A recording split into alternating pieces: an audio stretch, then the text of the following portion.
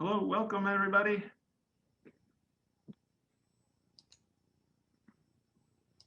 We're up to 45 now.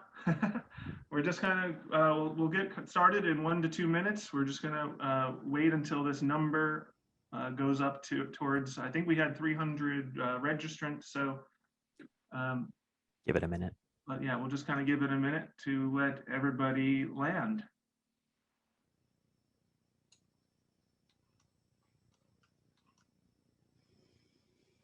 While we're waiting for them to come in, tell me where you are. Where are each of you? I know where Tom is and I know where Jolene is. Where are the rest of you located? I am about 20-30 minutes away from Jolene. I'm in Sherman Oaks, California, 20 minutes away from LA, the biggest city. We should connect. Definitely. Sherman Oaks. Yes. And Anna, I know you're up in Seattle, is that right? Right. Nice. And Tom is in Livermore, California. Auto West Coast. I'm in St. Louis. St. Louis, okay. They don't call that St. Louis, huh? St. Louis. You can call whatever you want it. I'm in the Midwest with Chris. I'm in Minnesota, about 20 minutes outside of Minneapolis. Minnesota, okay. All right, well, what do you say we get going? I see Steve Bardolph has sent us a little chat message. So welcome, Steve, to the Misophonia Clinic. Welcome everybody that's out there to the Misophonia Clinic. I'm Troy Reisdorf, and I just wanted to say a few remarks to kick us off for today's event. Well, I wanted to thank Marcia and the Misophonia Association for putting on the event today, and I just want to say that I'm a meso parent. My daughter Sophie has misophonia, and I just wanted to say that life with misophonia seems like it comes with a never-ending quest. It's a quest that you all know about, a quest for calm, a quest for peacefulness, and a quest for normalcy. It involves constant activities like learning and making environment changes, lifestyle changes, seeking treatments, not just for misophonia, but for the challenges that emerge because of it. Seeking support, and the quest for support is what got me here. Volunteering with the Misophonia Association. When I attended my first convention, I knew right then and there that I wanted to be part of this wonderful organization. When you see my daughter Sophie, she can't take all of the help that I am capable of giving her because I'm one of her biggest triggers. So most of you know how that works. So I'm here to help and give my care and energy and enthusiasm to this wonderful organization. All right, so right now I do technology things for the Misophonia Association, and it's been very rewarding. One of the other things that I do is that I maintain our volunteer registry. And that's something that we started just this year. And the idea for the volunteer registry is that we keep a list of the people that want to volunteer for the organization, including their skills and interests, so that when projects come up, we know who to call upon to get some things done. So I think that one of the panelists here, Sarah, was the first one to go onto our list. So thank you, Sarah, for being here and for being on our volunteer list. So for the people that are out there joining today's clinic event, if you'd like to be on our volunteer registry, then just let me know, and we'll drop an email address into the chat, and you can drop us a line there and let us know your skills and interests, and we'll get you on our registry and reach out to you when we have a project to do where we need your help. Okay? All right. So I just wanted to thank everybody for being here, and I hope you come away with some very useful information today. A couple of housekeeping items. We received 95 questions, so you guys did amazing at telling us what you wanted to hear. So during the session, there is a Q&A piece at the bottom of your screen. You can ask a question there. Keep in mind that we might not get to all the questions. In fact, we probably have enough questions for 3 or 4 of these events. So we'll do the best to get through them. And then you can also use the chat feature. But if you have a bona fide question, put it in the Q&A. It may get lost in the chat. So that's what I can think of in terms of housekeeping items. The Master of Ceremonies, our MC, is Dr. Marcia Johnson. I think at this point, I'll turn things over to Dr. Marcia Johnson. Oh, thanks, Troy. Troy has been absolutely instrumental in helping us with the Misophonia Association. And I don't know how we could get things done without him, because most of us are fairly computer illiterate, to be honest. However, I want you to know about another fellow that you see on the screen here before I start. Chris, can you wave your hand? This one is our newest volunteers here. Chris has come to us, a person who had joined our board in a sense of working with us on projects. So Chris is going to help me today to ask some questions, and I'm really glad to see him here. He's a very bright star in our future. We're all excited to work with him and looking forward to lots of wonderful projects. So welcome to all of you. Welcome to you from around the world, because I know you're all over. You're scattered everywhere. There is no place, I don't believe, on the face of this earth where there isn't somebody that has misophonia. They just don't know it yet. They don't know. And my goal with the Misophonia Association is to try to find ways to bring more people in contact with people who know something. And here we have a group of volunteers today, professionals, experts who are stepping forward to give us 2.5 hours of their time to work with you in these questions. And it's a unique opportunity. Chris, being the genius that he appears to be, has pointed out this could potentially be the largest gathering of people with misophonia in the world to date. So that's exciting to think about. I saw somebody had chimed in, they were from Bristol over in England, I think. And so we are going to record this and we're going to post it on our different sites so people can come and watch, because we really had a heart for this. And at one of our board meetings, when we were talking about the fact that people have trouble accessing people who know something about misophonia. So what better way to hold these misophonia clinics, make them free, totally free, anyone can come, no charge, please. We, of course, would love your donations, please, so we can pay for our website and our little half-time manager, Miss Polly, who's an amazing person, and we can give money to research. So keep us in mind for your giving as always, but today, sit back, and we're going to have a break. I'll tell you about 10:15, we'll have a little break.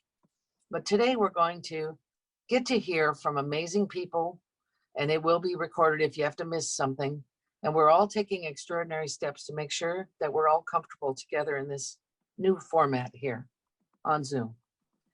So I am here in Portland, Oregon. I started working with misophonia in 1997 when I opened my clinic, and everybody around thought it was just some form of hyperacusis.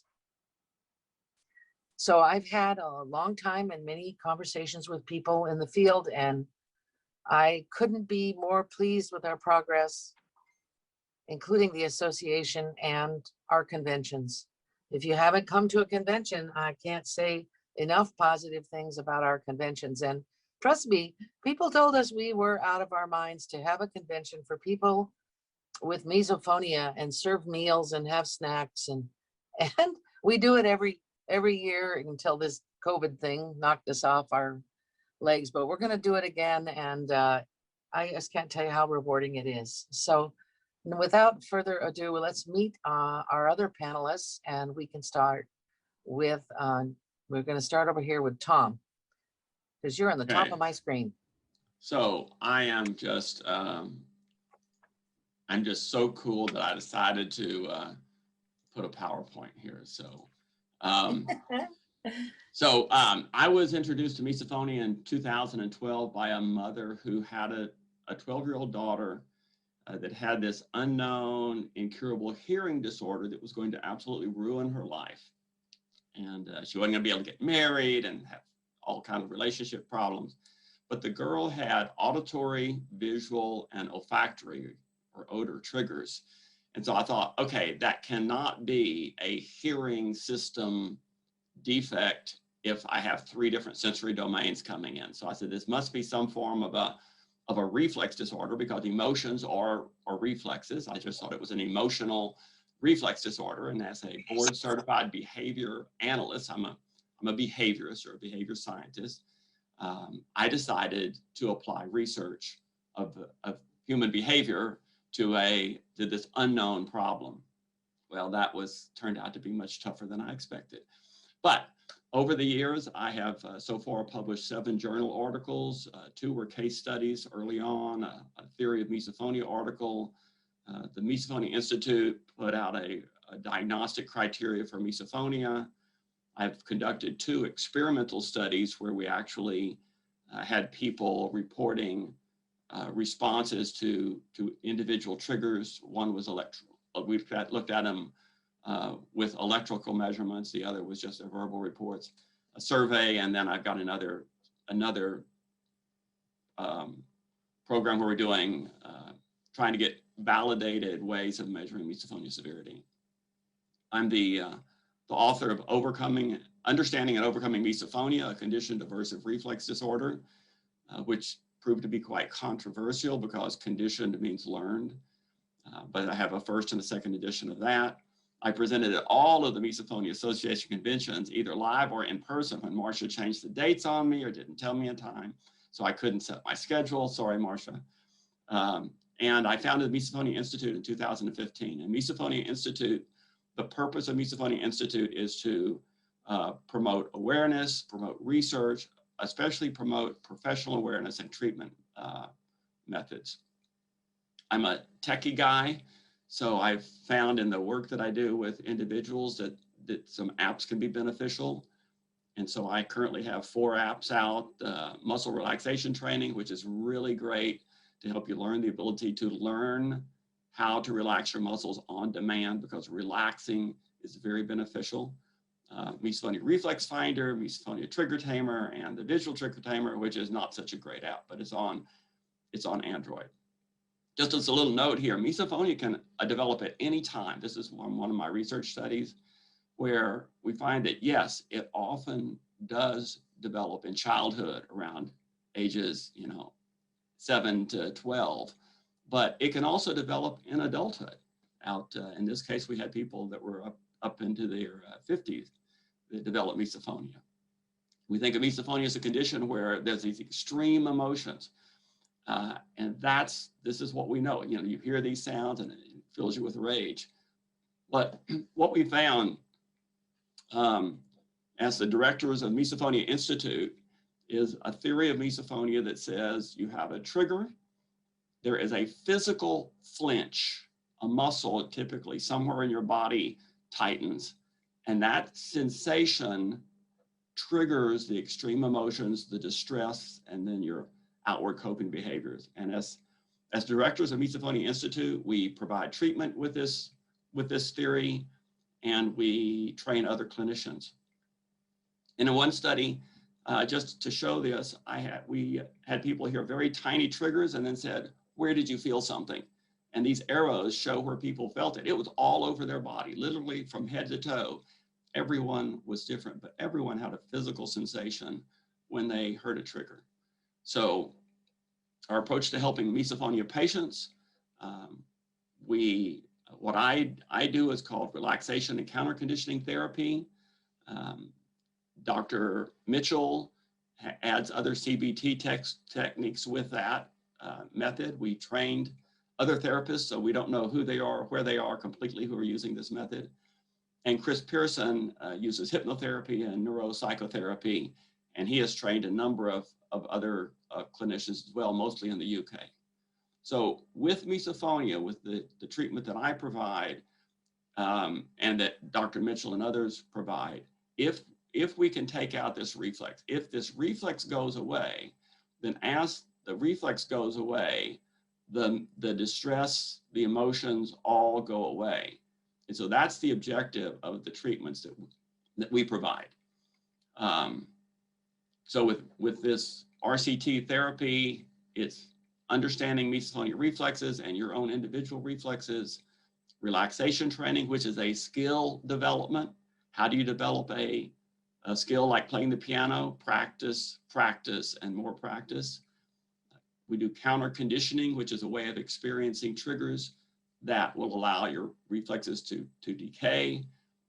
Avoiding prolonged misophonia distress, which you hate and makes your misophonia worse. So there is a need to be gentle on yourself and then ongoing support.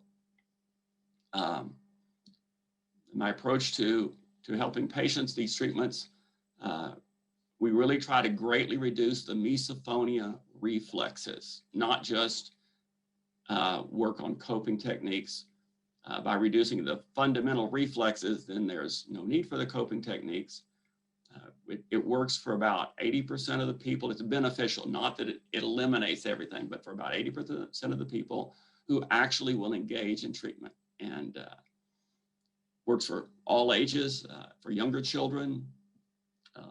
We do fun games and little triggers, and that really positive, happy, jubilant, running around, tickling, playing, bouncing on a hopper ball, the brain can just allow the reflexes to go away.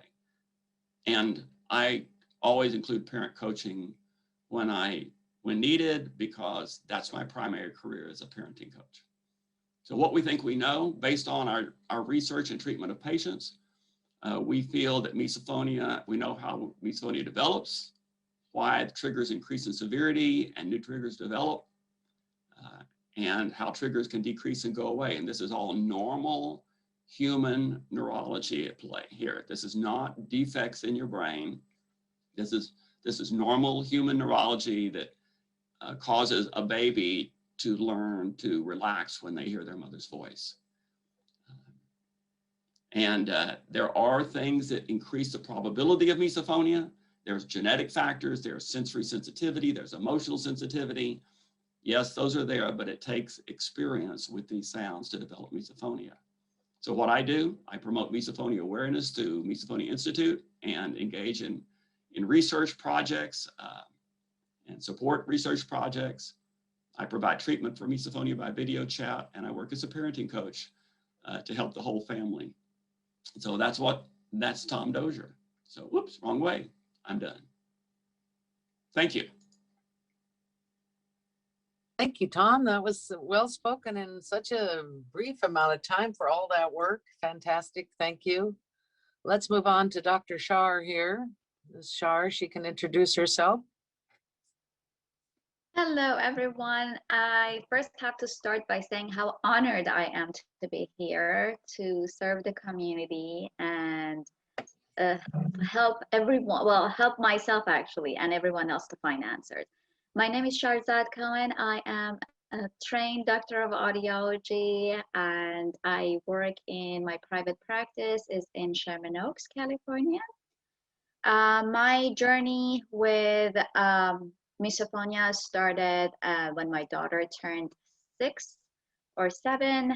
Her name is Jasmine, and she was just sensitive when everybody was chewing, very, very sensitive.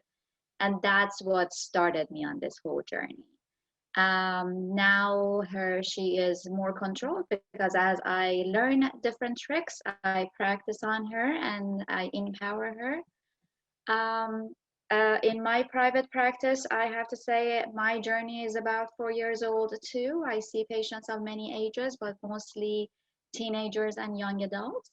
My approach is very much based on acoustics of sound and educational counseling, and empowering the patient and the families how to work together to find solutions that helps the patient. I am not as fancy as Dr. Dossier. I haven't got into doing any research yet, but each of my patients, when they have their stories, I encourage them to write so we can actually pile them up and at some point publish it somehow or even blog it somehow in order for others to raise awareness and hope, because a lot of people come and they think there are no solutions, there's nothing to be done. I have to suffer and nobody understands even what I have. And I think by us joining forces, we will educate everyone that that if you have these sensitivities, you can actually live a full, balanced life. Wonderful. And where are you located in California? I am 20 minutes away from Los Angeles in a city called Sherman Oaks. Great. Yeah, now these individuals, of course, were invited to our presentation today because they are on our provider list. And that's, you know, who we're bringing in here. I'd like to move to someone else not too far away from Shar. I'd like to introduce Dr. Jaffe, Dr. Jolene Jaffe.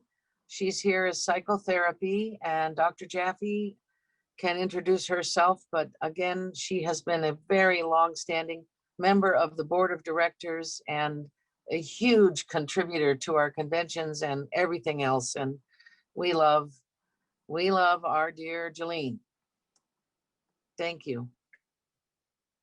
Thank you, Marcia. I'm Dr. Jolene Jaffe. I'm located in Sherman Oaks, actually not too far, I suppose, from Dr. Cohen, though we have never actually met. Right now, of course, I'm working from home. I haven't been in my office for a year, but I was already working online with people across the country. So this wasn't new for me to shift everything and everybody to online. I'm a psychotherapist licensed in 1976. So I've been a therapist for a very long time. I'm old.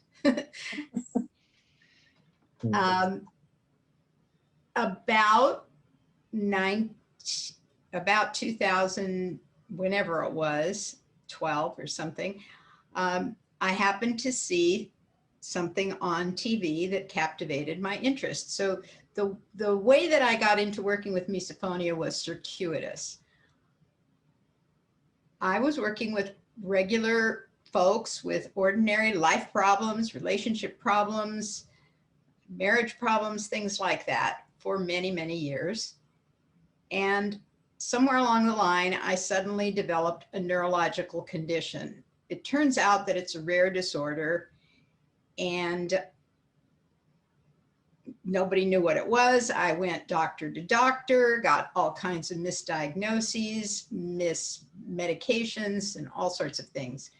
And it was affecting my eyes, and I was miserable and scared to death. And I sat in the corner in the dark and cried for days and days and days because I didn't know if I would be able to continue my practice.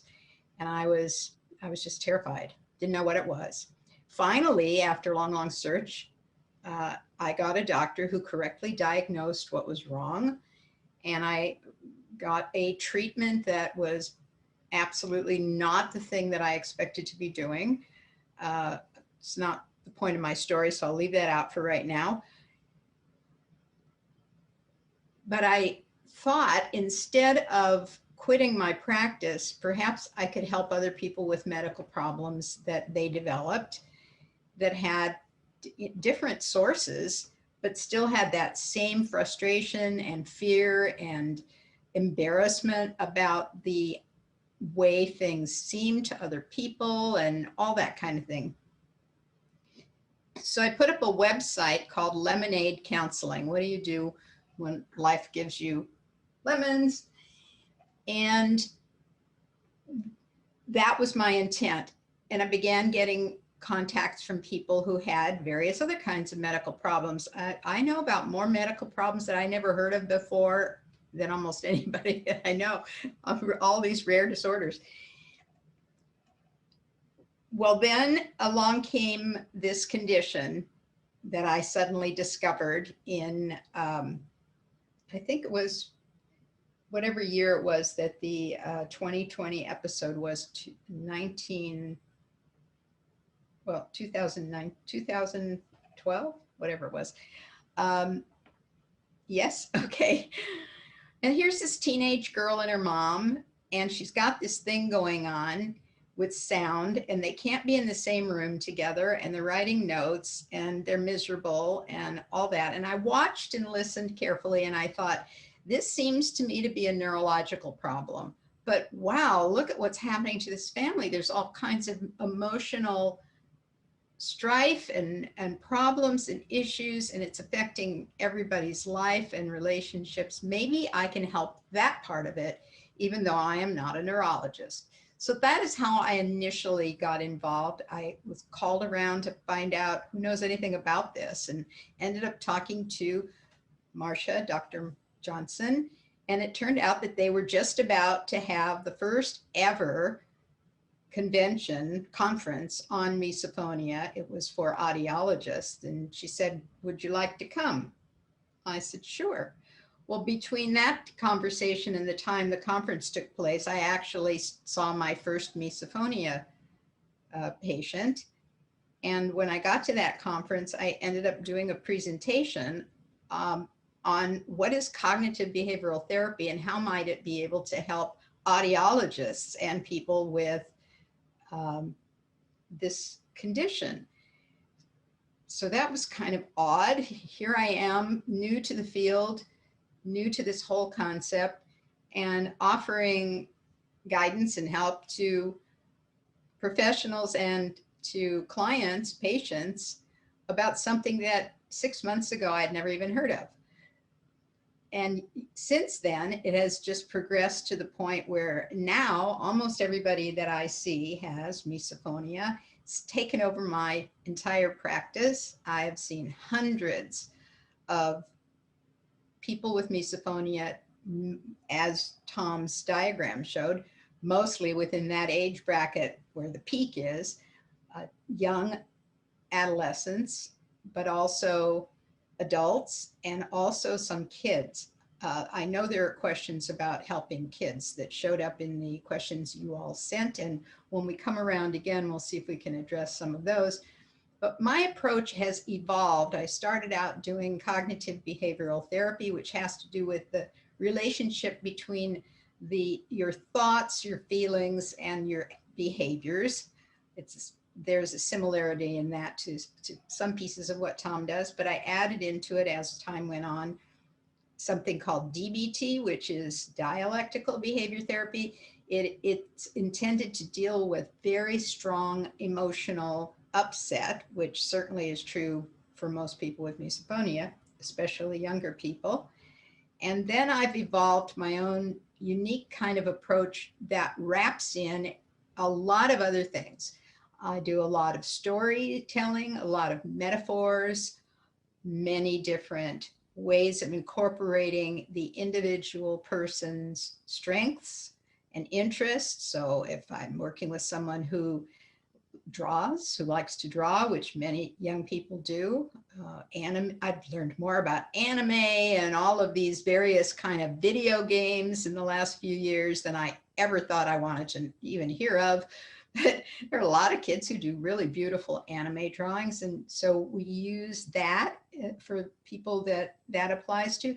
All sorts of ways that people's life interests can get rolled over into it. I've presented at every Misophonia convention with this organization since the beginning, and hope to continue to do so. And each time I have done my best to add to it new things that I have learned. So in the more recent times, I've been adding in to what I do with my clients, polyvagal theory. And now I'm looking into epigenetics. And incorporating that as well. So I try to keep up on whatever it is that's going on that may be useful. Is this a psychological, emotional problem?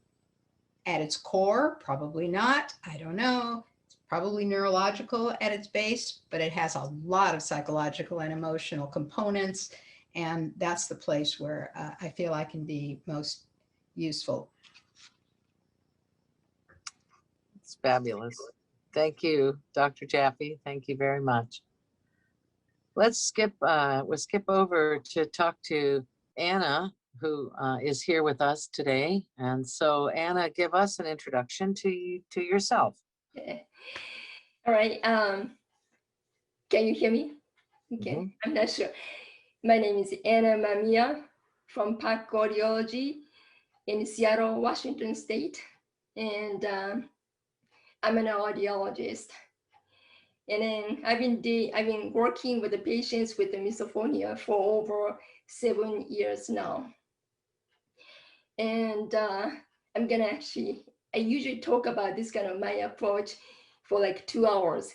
So I have to actually shorten my time to like 10 minutes. So it could be too quick, but I'm gonna give it a try. I actually provide 2 approaches to those patients. One is device approach and then earplug approach. And then I'm gonna just talk about the earplug first and then get to the device approach. Earplug approach, I've been actually working with the patients with the device approaches for that period of time.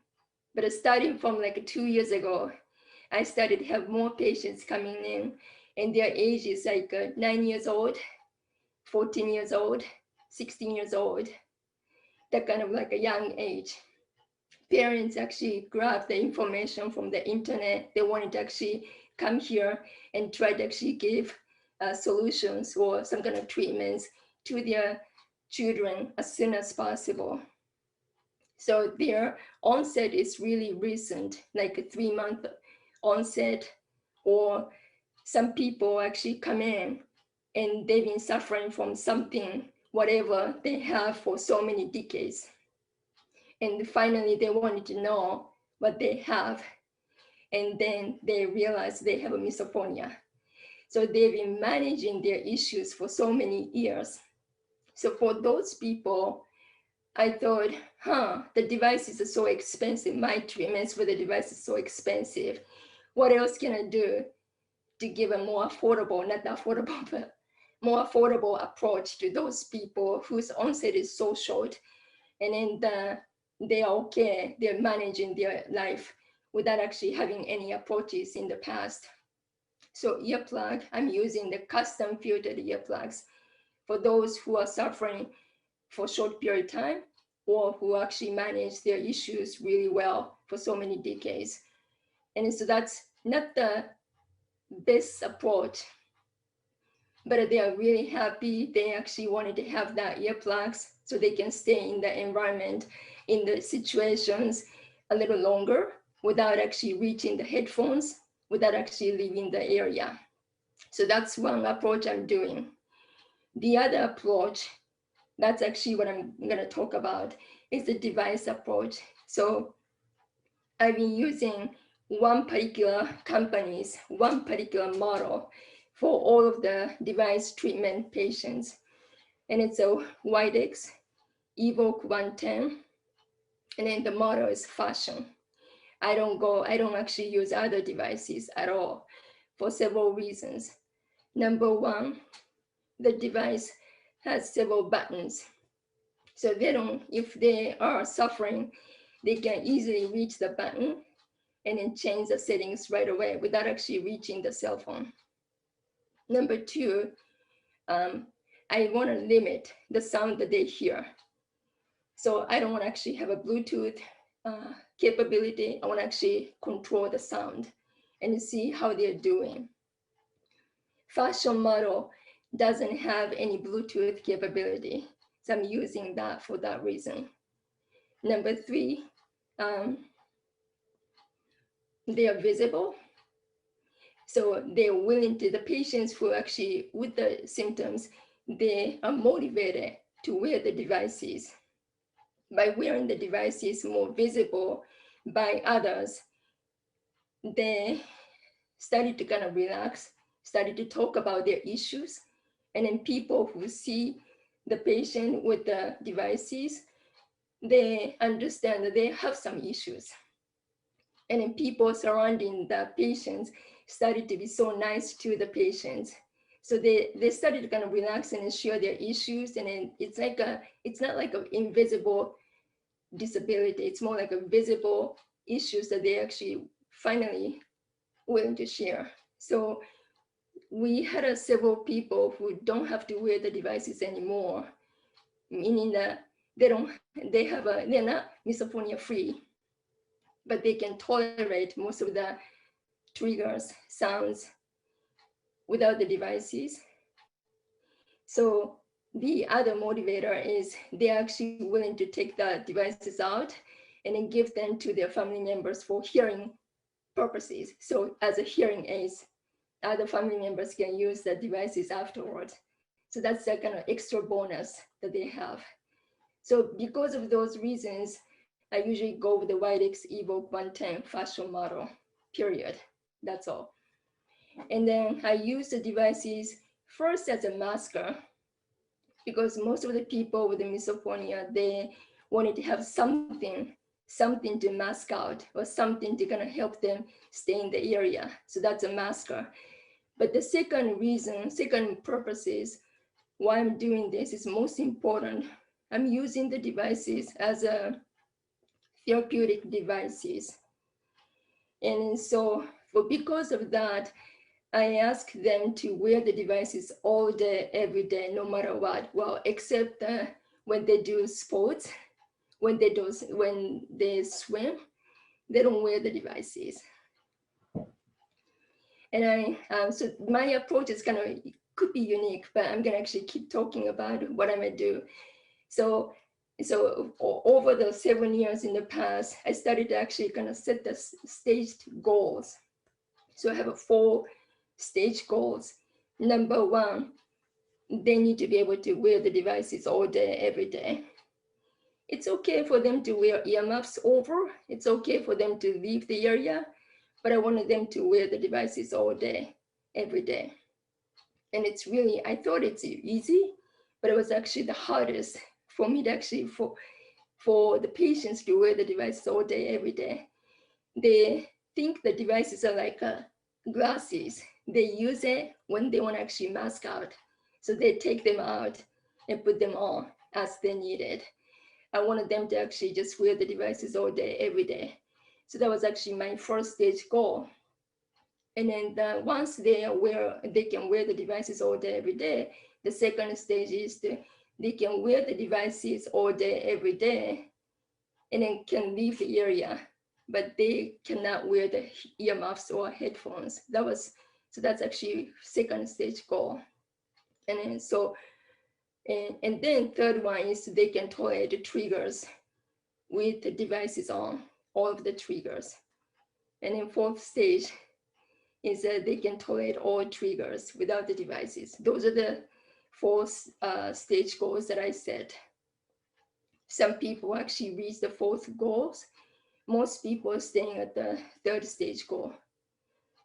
And then so for the devices, we provide 30-day trial period and have them wear the devices all day, every day. And then they're okay to just turn up and turn down the volume as they wish. And then, but they have to wear the devices all day, every day.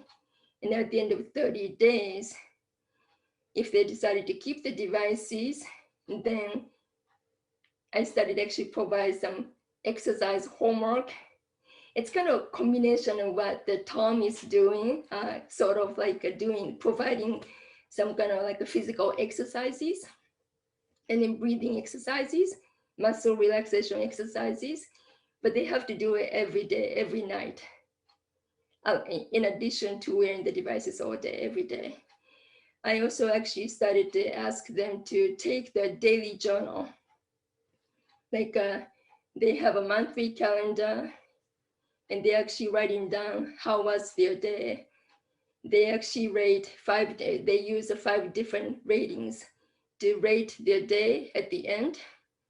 And then if they have a really bad day, they're gonna write down what kind of triggers or what kind of issues they had in terms of the misophonia. And then, so that kind of stuff. So we actually go back, and people usually come back in every 3 months. And we can talk about how good they're doing 2 months right now compared to the 2 months ago or 3 months ago, that kind of stuff. So I do, so my patients all of them are living in Washington State, they have to go through this, most of them. And then so I don't actually give this approach provide this approach to people who are just started to suffer recently. During the first initial appointment, I kind of determined, I talked with them for about 2 hours and then figure out if they're motivated to do something with their misophonia, because the device approach is kind of huge commitment for them to do it. So I want to make sure they motivate themselves to do it,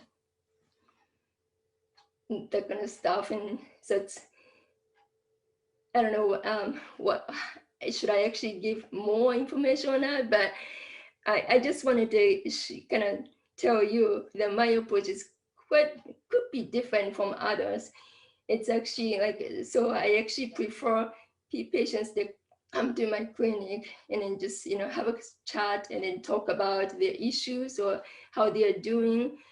Most of the adult patients who are wearing the devices, I use Dr. Johnson's Misophonia Assessment Questionnaire, and I do the rate. I always actually monitor how they're doing. So at the beginning, their score was like a 50 something, really extreme severity. After 30 days or like several months later, their rating go down to moderate, 30, even 20, or even 10. But they still need to wear the devices, and they still have triggers, but they're actually feeling much, much better.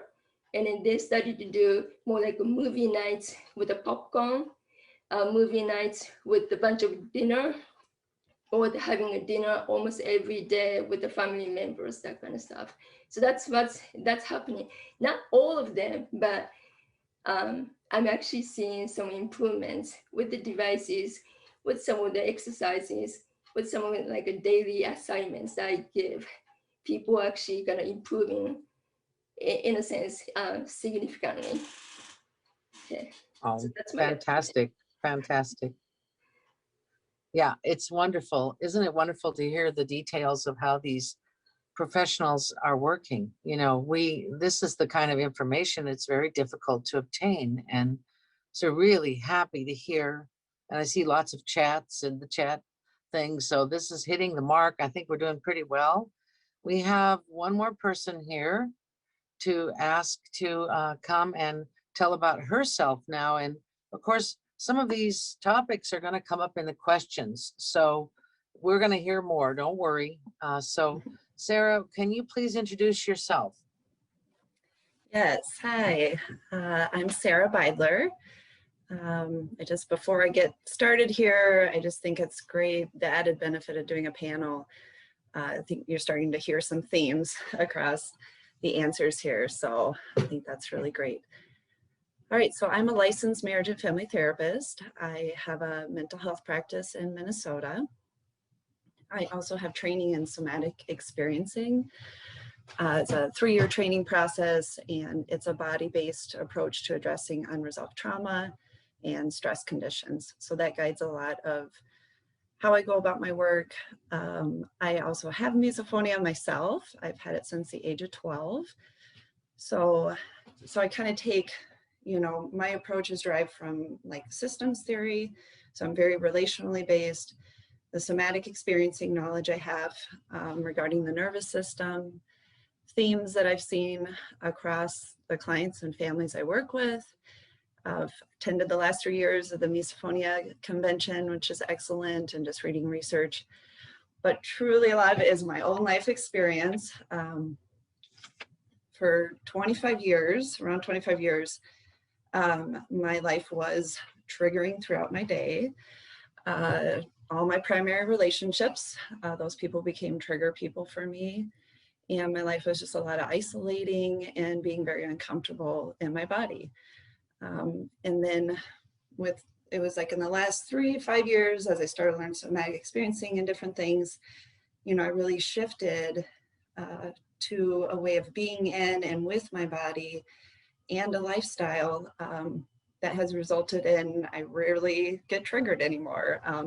If I do, it's not in a very sizable way, and I can be around chewing without headphones and things like that. So depending on my stress state, you know, it's easier or harder, but I'll talk about that. So I just kind of want to talk a little bit about how I conceptualize misophonia. You know, knowing that this is a real nuanced condition, but I'm going to try to simplify it because I think it's helpful in then having more of a path how to navigate it. So we know there's a brain basis and a genetic marker for misophonia. And so the way I think about that is those of us with misophonia, it's like we have this superhighway between the auditory system in the brain, you know, sounds, and the fight or flight response. So the limbic and autonomic nervous system. And I think this can go both ways. So I think if we're in a stress state in the body or a defense state, then we're noticing sounds. You know, our brain kind of has this easy pathway, quick pathway to then cue in on sounds. And I think it can go the other way. Well, when that fires together enough, so a certain sound, maybe from a certain person, firing together enough, right, and it becomes conditioned for us in a real ingrained pathway, then the sound alone, even if we're in a calm state, can send us into a fight state in the body or flight. So again, the superhighway between the auditory system and the autonomic nervous system, the autonomic nervous system actually has 2 branches. So I think it's really important to be keeping this in mind and understanding this. So the sympathetic, that's the fight or flight. And I talk about that with my clients, especially the younger ones, like that's the gas pedal in the car, okay? And then the other branch, the parasympathetic, that's our rest and digest state. And we think about that as the brake pedal in the car. At any given time, we're in one of those branches. Well, one of those branches is dominating. So we're either more in the gas pedal or brake pedal mode. Stress and perceived stress or threat promotes that gas pedal getting pushed. And us humans in general, we're just really good at perceiving threat and pushing that gas pedal, kind of survival of the fittest. And then a sense of, you know, things are safe, things are okay, that promotes the brake pedal getting pushed or dominating. And a lot of this is happening very unconsciously for us. So when I'm working with clients, really being curious about it while I'm helping them figure out how to become more the operator of their gas and brake pedal. So they're actually in the driver's seat more with that versus getting thrown around in the back seat. And so part of that is we got to get really clear on what promotes a sense of safety in their body and helps them apply that brake pedal more easily. And let's see. Oh, so I found that when we're doing things that communicate safety to the nervous system and helping us stay in that brake pedal mode more, then we're less likely to develop new triggers, new trigger people, and then we can, have a less intense reaction with those deeply ingrained conditioned triggers. So that's where I start, working with clients to become more the operator of their nervous system and addressing lifestyle habits and areas of unsafety for their body. And then I think we can, from there, when we get more of a handle on that, look at that reconditioning work, kind of similar to what Tom's doing for those triggers that are really deeply ingrained. So in terms of kind of bringing that down a little bit more, getting curious about what communicates safety of the person's nervous system. Some common areas I see with this that can be helpful to address in therapy is any relationships that feel unsafe. And a lot of times that's like emotionally unsafe, feeling emotionally unsafe in a relationship. I find mesos tend to be more sensitive to the moods of others, the emotions of others. So we're working with that relationship however we can, but also working with the person with misophonia being more differentiated and not taking on the emotions or the responsibility of managing people's emotions, especially their loved ones. A lot of times I see those with misophonia being hard on themselves with their thoughts and carrying shame. So shame feels the same to the body as trauma. So we really have to address, any of those deeper beliefs that, I'm broken or I'm not lovable. We also it's really important to address any unresolved trauma in the body because that decreases one's window of tolerance.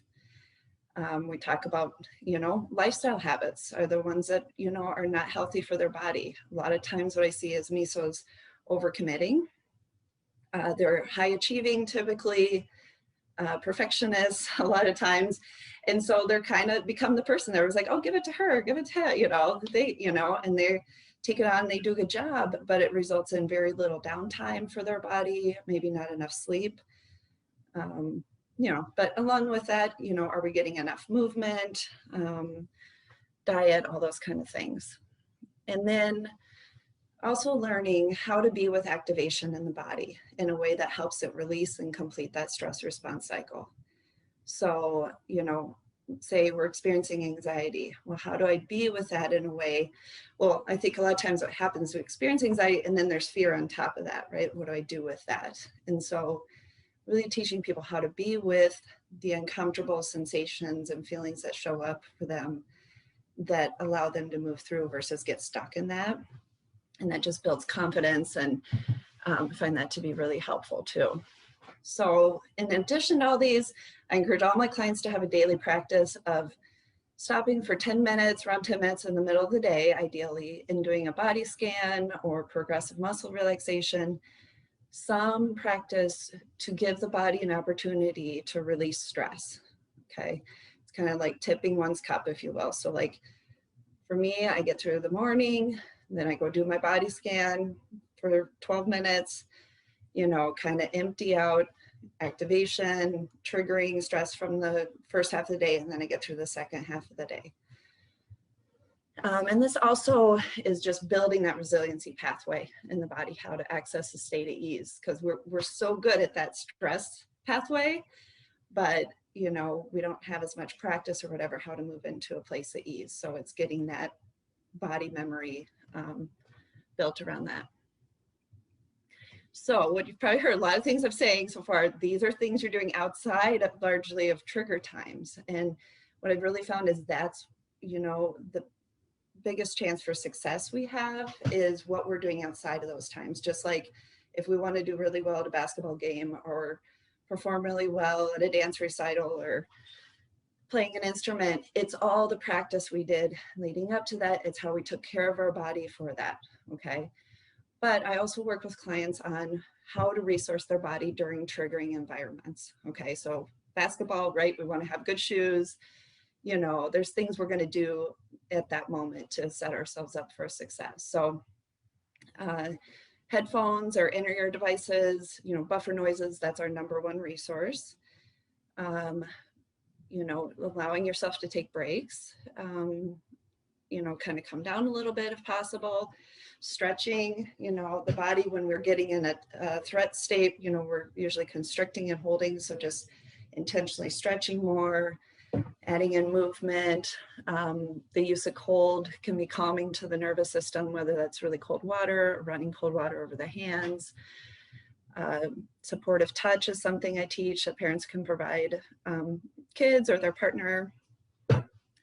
Adding weight to the body, all those kind of things. So I'll wrap up here, but if you take away anything from what I've said, I want you to take away this, which is that misophonia requires us to be our healthiest self. So when we're doing that and when we're honoring what our body needs, misophonia is so much more manageable and really moves into the background versus being in the foreground of our day-to-day life. Thank you. Oh, wow, that was fabulous, Sarah. Thank you.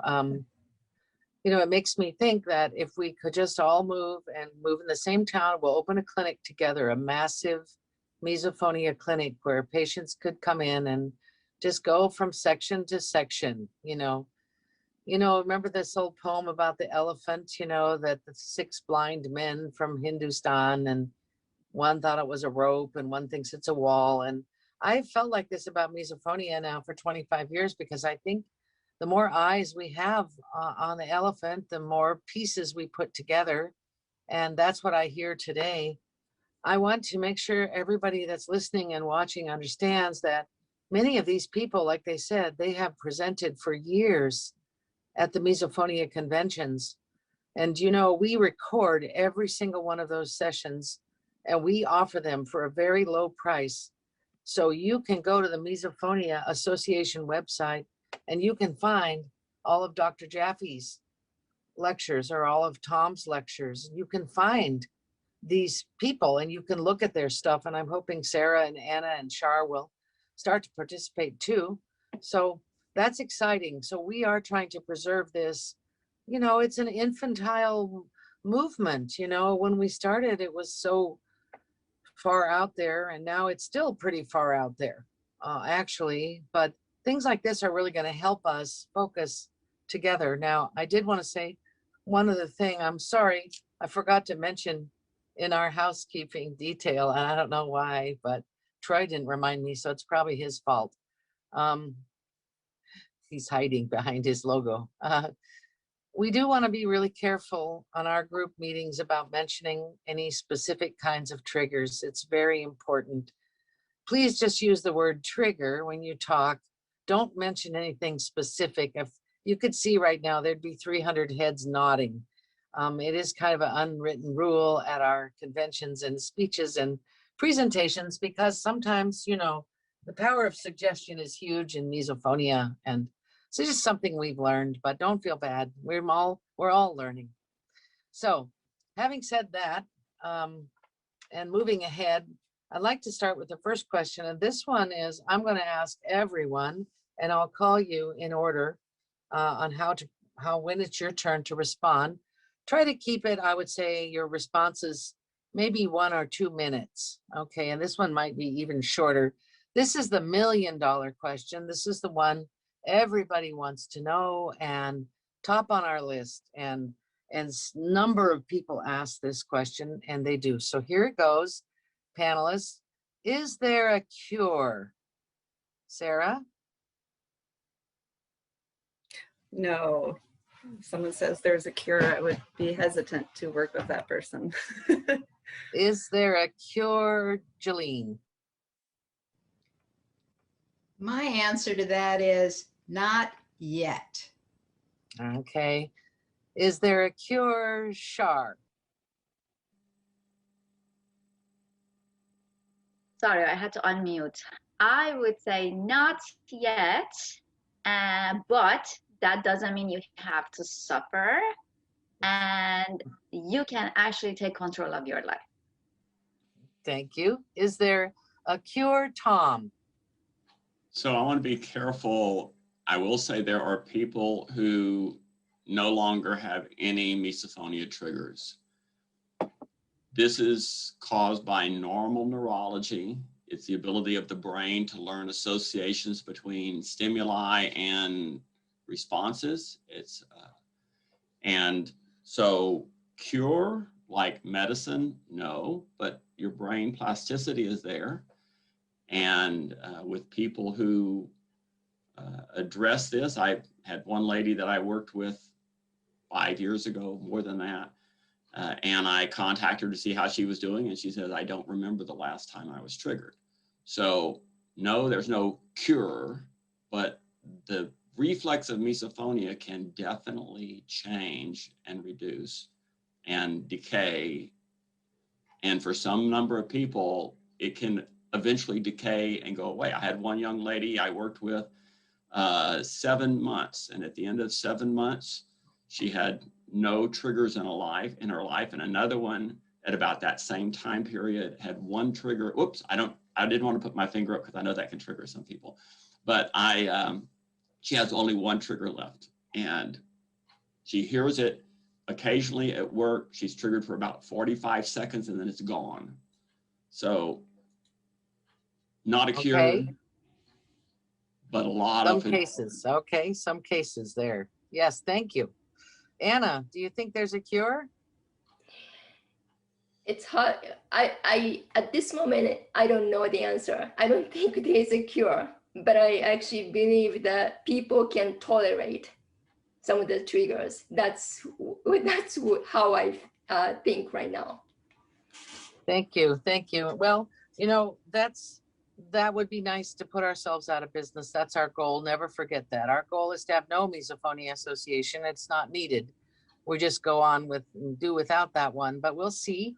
And I appreciate those answers. The next question is also sort of equally for everyone. And it's an interesting question. It's been asked in a number of different ways.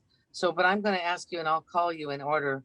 Yeah. What's the best treatment for misophonia? I mean, okay.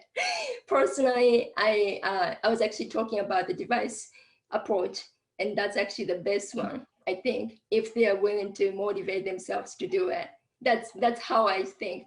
But it's not just the devices, all kinds of like not the breathing. It's more like a breathing and or muscle relaxation exercise that Tom was talking about. All kinds of stuff to kind of alter or the brain activities, reduce the brain sensitivity. It's all work together, I think. Yeah, when I heard you describing what you do, Anna, it was definitely a combined program that included educational counseling, some cognitive therapy in there, motivational, all kinds of things. So it was definitely a combined approach. Right. Shar, what do you think the best treatment for misophonia is? I would say combination approach too. That's what we use in our practice. But if I have to choose one, I would say patient educational counseling is the best way. I hate to produce a patient who is dependent on a device because you could forget a device somewhere. So I would say the best approach is to empower the patient through educational counseling. Thank you. Let's go to Tom. Tom, is there a best treatment for misophonia? I think there are two good treatments that I know of. One is the sequent repatterning hypnotherapy, which helps a lot of people, was developed specifically for misophonia by Chris Pearson. And the other is activities, including relaxation, that will actually change the fundamental reflex of misophonia. So it's not learning to tolerate triggers. It is changing the brain's neurology. And that's the treatment, the relaxation and counter conditioning therapy. But I'm prejudiced, right? I'm prejudiced. Well, one thing I know about you, Tom, though, is that I've watched you many different and listened, and it seems to me like you really do use a whole person approach with your patients too. I mean, you really get to know them and you observe them very closely and you teach them to observe themselves. And so you're really waking them up to their responses and making them you're a person that makes other people feel good too. So you're a positive reinforcer for them. So I think there's probably a little combination there with everything. I was gonna say, and for all of us here, all of the things that we do that help our patients, if a person can respond a little bit more calmly, a little bit less reactive to moderate level triggers, then our sensitivity can slowly go down. And I think that's true in all of our approaches here, is trying to not freak out when we have the triggers, reduce the severity, respond calmly, and give our brain kind of a new experience of a little bit calmer this time on average than last month, and maybe a little bit calmer next month as well. So it can just bring that down. Yeah. Okay. Dr. Jaffe, do you have a best treatment for misophonia? I had to step out for a minute. So, okay, let me just get my head together here. Best treatment for misophonia. Well, the way that I approach it works very nicely for me and for the people that I work with, which has to do with helping people understand what it is that's going on, helping them calm down their reactivity so that they don't freak out.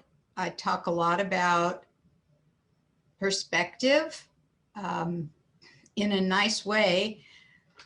It isn't going to kill you in and of itself, thank God. So you have to learn how to manage it without getting blown out of proportion that this is the worst thing that's ever happened. And it is the worst thing to you at this point. And when you learn tools and techniques to deal with it, calm yourself down, manage the circumstances that you're in and all that. And I have the, my approach, I have a lot of different tools that I offer every week. People try this, tell me how it went next week. And most of the things that I do are helpful. Oh, that's a good answer. Sarah, do you want to finish this up for us? What do you feel like the best treatment is for misophonia? Get the classic answer, it depends. I think I want to chime in about the younger ones I've seen with like the 8-year-olds or whatever.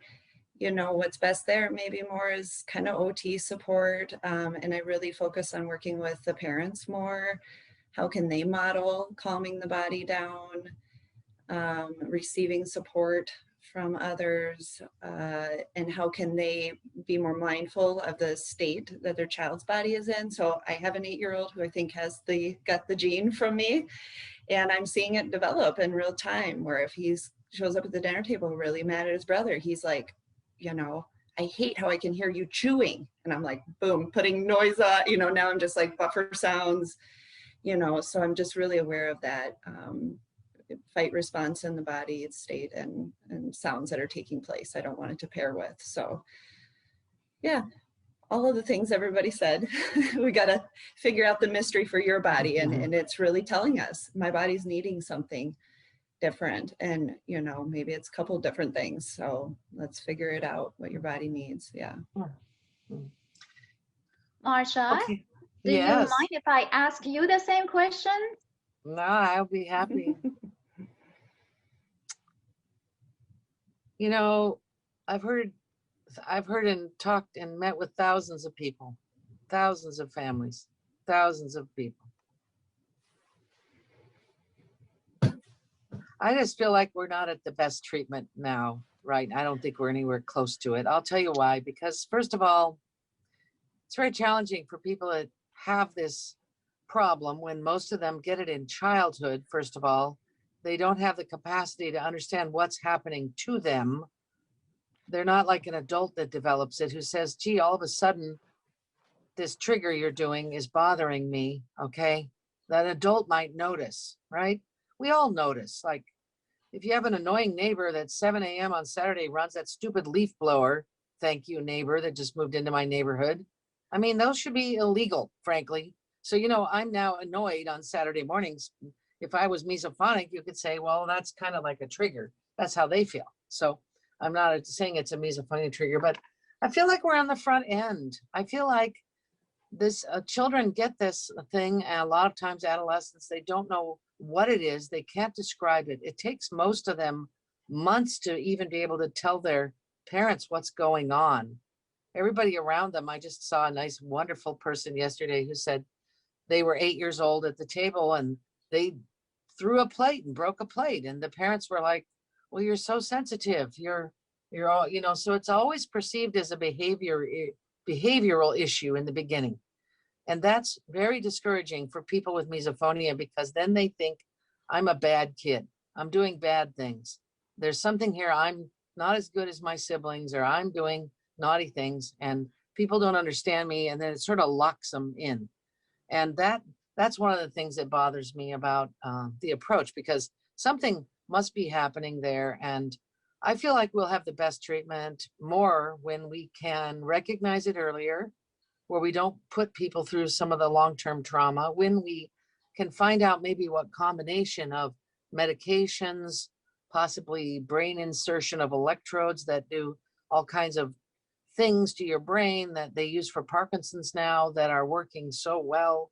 When we look at how this crosses over with the autonomous nervous system and the genetics, I mean, we just have so much work to do. It won't be in my lifetime, I don't think, I'm afraid, but the best treatment is yet around, it's around the corner and we're making headway. We just had $4 million let out in research grants in the last 3 years where we had nothing really, we had nothing. You know, I think we have to keep our hope and keep going, but that's hard to hear when you have a family that's in a desperate situation, or you're in a lonely, desperate situation at work and social relationships. It's unfortunate for me to sit and still be here because sound permeates everything. And well, don't forget, half of these people have visual triggers or more, other sensory systems. This is not an auditory problem. This is a systemic something that's more than one system. And it took us a long time to figure that out. So my suggestion is to listen to all of these patients that come, listen carefully, expand your case histories, ask them, leave it open to what else are you experiencing? Try to find out, because that's actually how we found out as much as we have so far.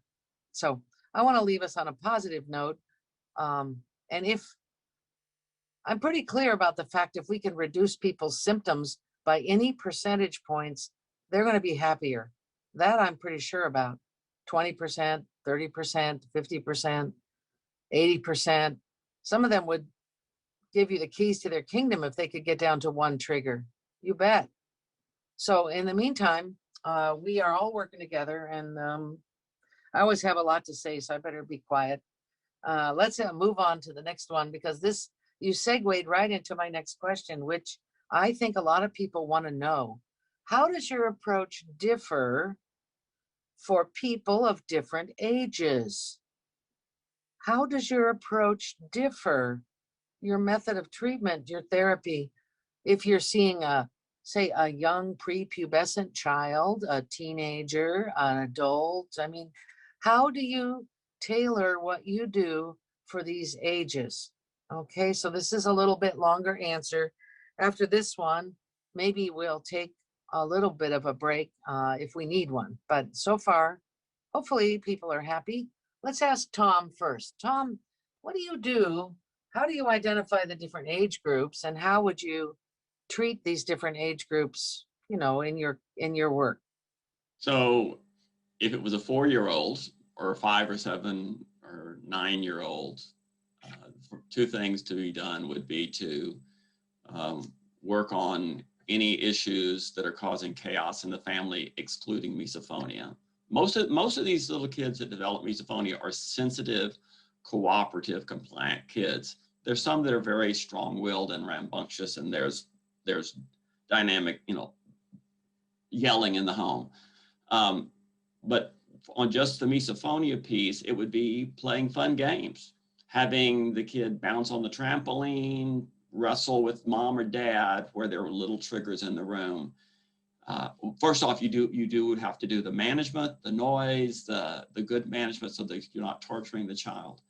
But then have a lot of fun with tiny triggers, and fun with tiny triggers the triggers will die out. So that's for a little kid. For an older teen or an adult who's really motivated, I ask them to do an hour a day of muscle relaxation training at first, and then start having situations where they're having tiny triggers where they can relax, especially if they have a reflex that is easy to relax, like a jaw reflex or a fist clench. But even if it's harder, then there are specific activities that they can do. The difficult age is kind of in the I'm too young to have fun and roll around on the floor with mom or dad, and I'm not disciplined enough to do something like muscle relaxation training. then for those kids, we have to find some fun activities. Good management, use the sound, use the noise, but then find ways of relaxing or playing around misophonia triggers. So it varies quite a bit from person to person, and it by age and also by person. So there you go. So you're tailoring your program based on many factors. Right. Anna, can you address the same question if you have different protocols for different ages?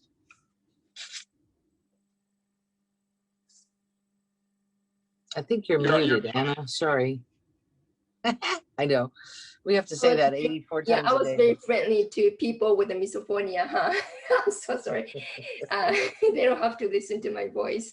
So as I mentioned earlier in my introduction, oftentimes, so I used to actually provide my approach to everybody who is like age 9 and older who can actually take care of the devices. But right now, up until like 16 or 18, even 20 years old, who cannot motivate themselves, who has been losing devices, that kind of stuff, I usually suggest an earplug, custom filtered earplugs. That's my approach. So 2 different approach.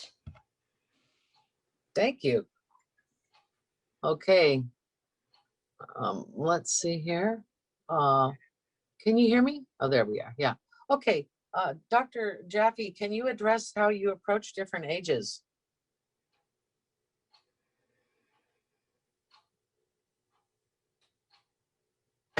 Yes, so the good news is that more people are recognizing this condition at a younger age, and we will not have a generation like people who are now in their 60s or whatever, who suffered alone and were told they were crazy and all that kind of stuff, plaguing them their entire life. So the good news is people have heard of this, they're recognizing it sooner, and trying to get some help sooner. The difficulty is the younger the child is developmentally, if you think about the way that schools are set up, you know, preschool, elementary, middle school, high school, but dividing line between each of those tends to correlate with the Piagetian stages of development as far as what a child is capable of doing in general. So an 8-year-old is in a more concrete stage, can't think as abstractly as a 12 or 14-year-old. And so the challenge becomes how to give younger children ways to understand what's happening and ways to calm themselves down and approach things differently. So we've had human cultures had fairy tales and things like that for ever, I guess. And what is the purpose of those stories? They aren't just stories. They are learning. They are teaching stories for children. Children learn, you know, don't talk to strangers from a fairy tale about something awful that happened to some kid who went into a gingerbread house, you know, or whatever. So with younger kids, I use a lot of stories and metaphors and drawing. I like to help them think of this as their superpower and be a superhero and draw a picture of themselves with their superhero cape and define what it is that makes their neurological system actually more powerful than other people perhaps in their family. I think that for teenagers, that's another way to look at it also, is what can you do that people around you typically cannot do? Many people with misophonia are also perfectionistic. They're highly organized. They have a very strong sense of what's right and what's wrong, to the point where they get angry at everybody else who isn't doing it the right way. However, people with that kind of an attention to detail and that sense of justice and so forth, there are lots of careers where that built-in trait would be useful. So I try to help them see that, the flip side of the coin there. And I have a long list of tools and challenges. Try this, see what happens. And I adapt them to the individual.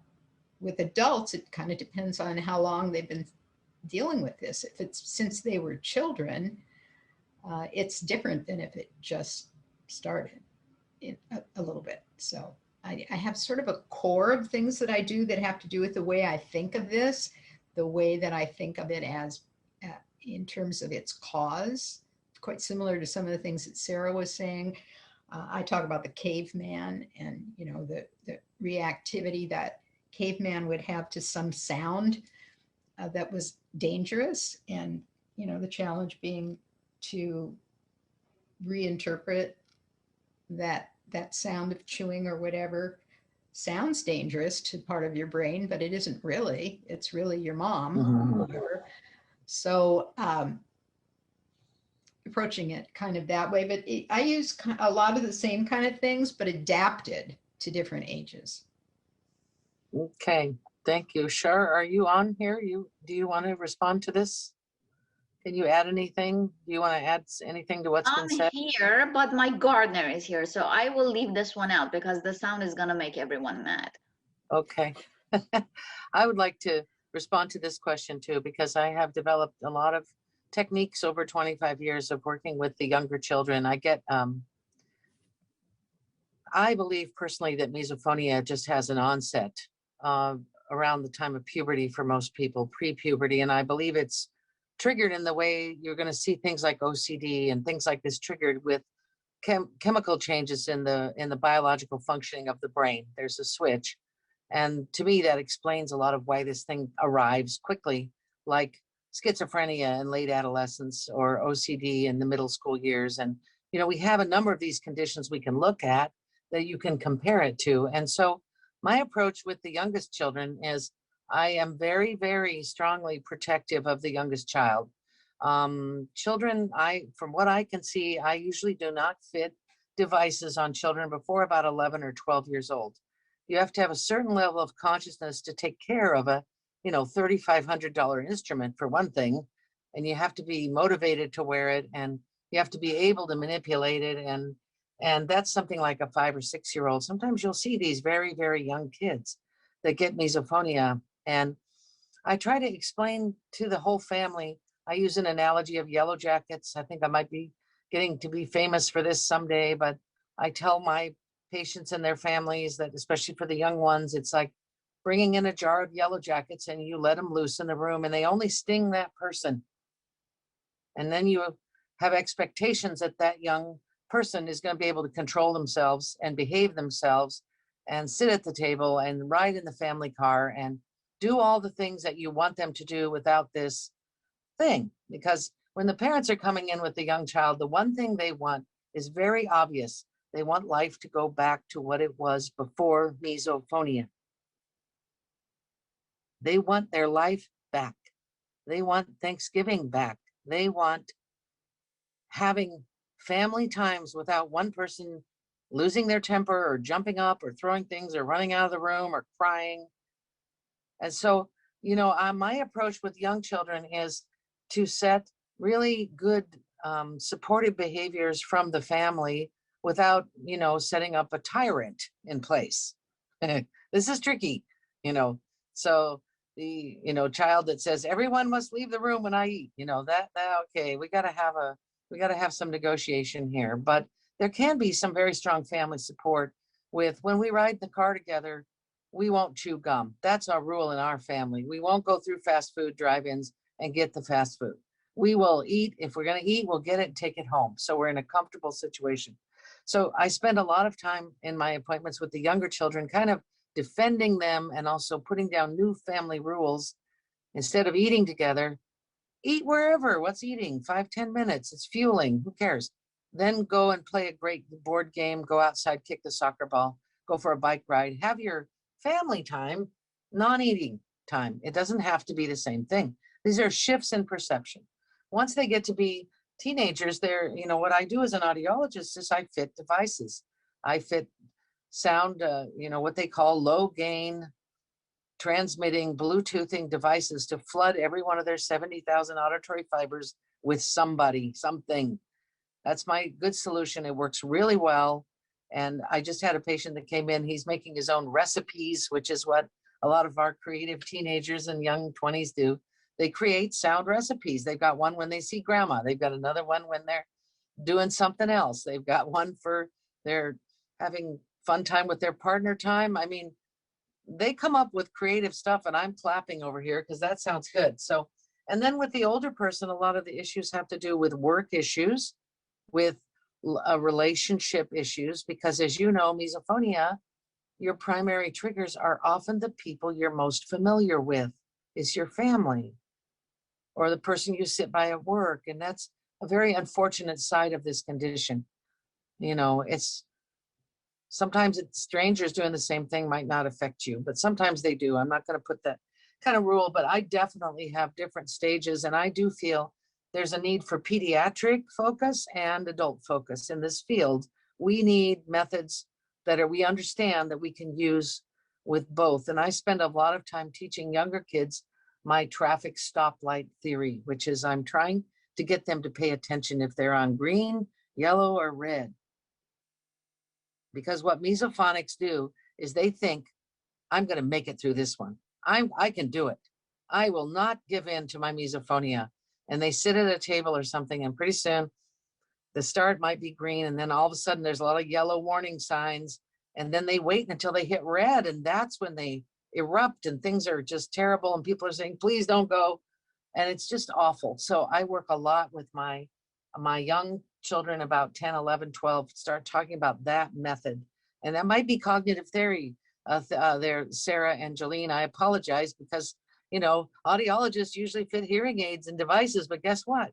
When we work with all these misophonia people, we have to become also some kind of cognitive therapist. So that's just the fact, I think. So that's just a couple thoughts I have. And I'd like to see more development in the field on pediatric approach versus adult approach. I think we can have some kind of staged information and study on what works best. Okay. So that's just me. I want to talk my head off. So does anybody need a break? Do you need to take a break, or what do you think, Troy? We thought we could give our presenters a chance to run to the bathroom if they need, or they don't need to. No one needs to. Troy does. You need to, is that a? I was going to suggest a 5-minute break, but judging by the panelists, who nobody seems like they need it, so. Okay, well then I'm going to turn my microphone because I've done my 1 hour and 28 minutes. Sorry, Chris, I took 14 of your minutes, 13. Chris has decided he could answer the next series of questions. So I want to say, I think you're all doing extremely well. You're doing a great job. Yeah, Okay? but Very this happy. there, Marsha, that Chris is going to ask the questions for us. What did I say he was going to answer? Answer, yeah. Yeah. I know. But that's okay. They're questions about tinnitus anyway. So I know. You have to forgive me. I do this at the conventions too. The thing is, I get so emotional because we're doing my favorite thing that I want more than anything. And then my brain kind of gets all teary-eyed up there and it forgets what I'm saying. So just never mind all that stuff. Ignore it, okay? All right. I'll take over asking the questions for a few minutes. My name is Chris. I am not a practitioner, but I've had misophonia for 35 plus years. And I'm kind of Troy's assistant stage manager today. I've been trying to answer some questions in the chat as best I can as somebody who's not a researcher or a practitioner, but has just lived with this for a while. So I'll take over for Dr. Johnson asking the questions. I will not be answering all of them, I think to everybody's benefit, actually. Okay, so lots of great questions here. Some of the ones that are particularly interesting to myself that are actually the ones that are coming up are about coping. That's really just, in my experience, the thing that drives me the most as far as interest is just how do you get by in life until we have some verified treatments, a cure, whatever that happens to be, a much better understanding of misophonia. My personal story, which I'll keep as short as possible for everybody's entertainment, is, looking back, I know that my misophonia back in the early 80s and 90s affected my grades. It affected my mental health. I've been in that hopeless place where you just feel like there's nothing that you can do. Like, what career path could I even have? I can't work in an office. I can't work in a restaurant. It's very hopeless. But I'm here to tell people that, it is possible to have a very successful, happy life with misophonia. You can function normally with a few accommodations. My background's in the arts. I have a master's degree, but it's in theater. So the creative element, a lot of people with misophonia are very creative, either as a coping mechanism or as a way of dealing with things. I'm kind of fascinated by just how many people with misophonia are also artistic or great writers. That kind of thing fascinates me, but I'm not a provider, so I can't answer all the science questions. I do my best. All right, so that's enough about me. Some of the next questions are mainly about coping strategies for misophonia. And how do you handle people? I'm going to go to this one. How do you handle people misunderstanding your misophonia by assuming it is only crunching? Sorry to mention the trigger. That was in the question, or a specific trigger, for example. Great question. How do you handle people misunderstanding what it is or not believing what it is? I don't know if Sarah, do you want to take this one, or maybe Dr. Jaffe? Okay, let's see. Yeah, I mean, I just try to normalize for people. Like, misophonia in itself is very difficult to, can be very difficult to live with. And then you add that layer of lack of awareness, feeling like you have to, justify it to people and explain it, makes it extra hard. So I have actually created a little, it's the size of a business card. This was a suggestion at one of the conferences for my clients. Some of them actually hand it to people when they're in a trigger moment. And for others, like parents, they maybe give it to their parents, the grandparents, who are like, this isn't a real thing or whatever. It kind of legitimizes it. So what I put on here is, I have misophonia and appreciate your consideration. Misophonia is a neurophysiological condition in which certain sounds and repetitive movements or visuals can automatically trigger a strong negative reaction in the body, similar to how you might experience nails on a chalkboard. Something you are doing is hard for my body to process, and I'd be so grateful if you would stop or limit doing so. See common triggers on the back. And it lists some, and then it says again, please know my request is not personal. Just like some bodies have a reaction to certain perfumes or foods, my body is wired to react to certain sounds and visuals. It can be hard for me to talk about in the moment, hence me giving you this card. Thanks again for your appreciation.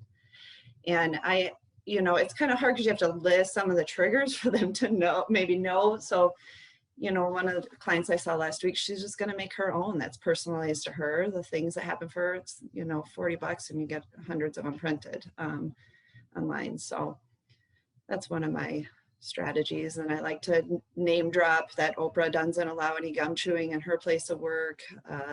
We know about Kelly Ripa and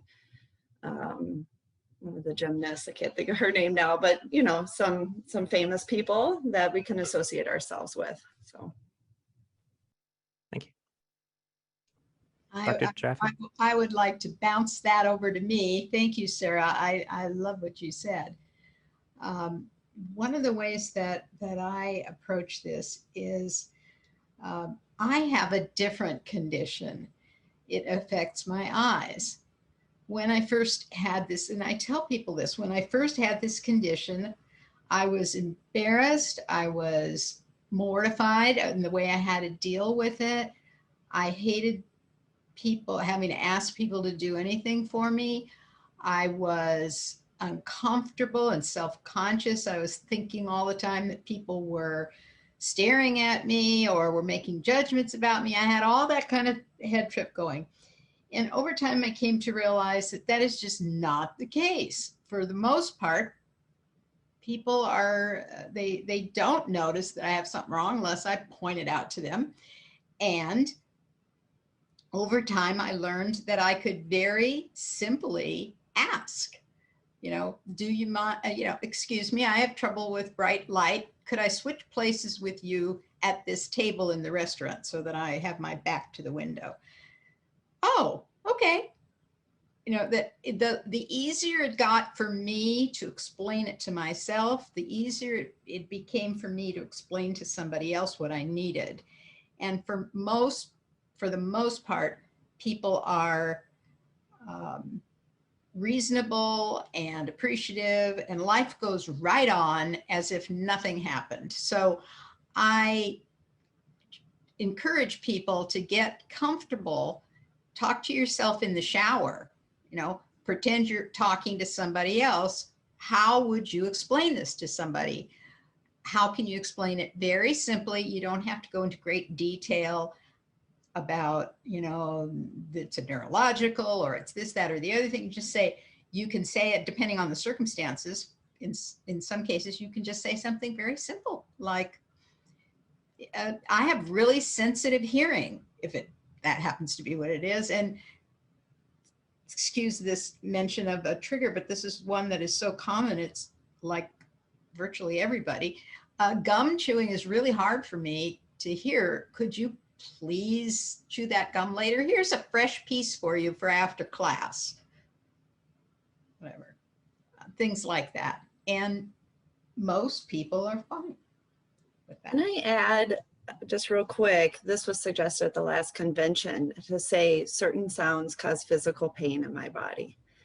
I think empowering people to say that it causes physical pain, that, then people can be like, oh, okay, I don't want to cause you physical pain. And it truly does, okay? We focus on the emotion, but it does not feel good in the body. It's painful, so it's okay to say that. All right, thank you. And I agree on the cards. I have some that I've printed myself. I send these to people when they ask for them for free. It's a nice resource to have. Thank you both for that. Yes, may I jump in for 1 second? Of course, yeah, absolutely. I just have one thing which I think it's very helpful, especially if you're dealing with the younger kids. Everyone has, and this comes from what Dr. Johnson, Marsha taught me, is the same thing. Everyone has a superpower, and everyone has a life story. If we make the person feel comfortable in their own skin about the issue that they have, then they could easily talk about it. We usually see people who can't talk about misophonia and having a difficulty talking about misophonia. Those are the ones who have still guilt and shame associated with it. Those are the ones who still don't understand what misophonia is. So I think the most important aspect is to make them feel comfortable in their own skin so they can easily pass the information to somebody else, because it's just as simple as that. Each one of us have something which bugs us, and you know what? This is my story. This is what makes me. So once we have that, then I think the children or even the adults have an easier time, just like what Dr. Jaffe said. Easier time to just say, maybe I need to sit over there rather than here. Very simple. So just empowering the person with their story so they can very easily and calmly explain or request a change. Just my 2 cents. I agree. And my personal experience is that this is a great time to be alive. As far as recognition, for most of the time that I've had misophonia, I didn't know there was a term for it. It wasn't even on anybody's radar that it was a condition. I thought I was just weird and I couldn't tolerate things as well as other people. And I didn't know how they got through a class with somebody, making eating crackers in the back of the class. And I had no idea how they were able to not be distracted by that. And so the fact that a simple Google search will validate that it's a legitimate disorder, that it has a name, that it's diagnosed and researched, is so much as far as validation and encouragement and empowerment, for me at least. Back in the day, I could just tell somebody, I have this weird thing where just certain noises really bother me. But now I can tell them with confidence, I have this is what it's called. You can Google it. I'm happy to talk about it. So empowering. Chris, you know what the positive side is? There's lots. Well, we haven't done the studies yet, but I guarantee you, I'll bet you $100. I'm sure I'm right. Just about everybody with misophonia has a very high IQ. I've heard this anecdotally. This has been talked about in several studies, along with the Well, really, creativity thing when I was researching it. But yeah, people with misophonia, Yeah. not myself, of course, but tend to be highly intelligent. Yeah. Yeah, that's the compensation. Awesome. So, okay. Anyone else? I'll go on to the next question. Thank you all for that. That was fantastic. One moment on that subject of intelligence. I can't prove this, but I have a theory that one of the reasons people with misophonia are so reactive is that they have a lot going on in their brains. They have a lot of neurotransmission going on. They have more going on than other people. I would love it if somebody would do an MRI study that shows, so they have studies that show that when children are born, when babies are born, they have very few neurotransmitter connections. There are a few little black lines that show up on the screen. By the time they get to be teenagers, there are many, you almost can't see any white space. And then the body does they've seen this, the body does what's called neural pruning, and it trims out stuff that the brain doesn't need, isn't using. And my theory, which I would love to see whether it's correct or not, is that people with misophonia didn't prune as much. They have more neural connections going on. They have more things going on. They have more active brains. And the flip side of that is, oh, by the way, they're smart. I have not met a single person with misophonia who is not very smart, gets good grades. If they don't get good grades, it's for another reason. It's because they can't pay attention in class or tests or whatever.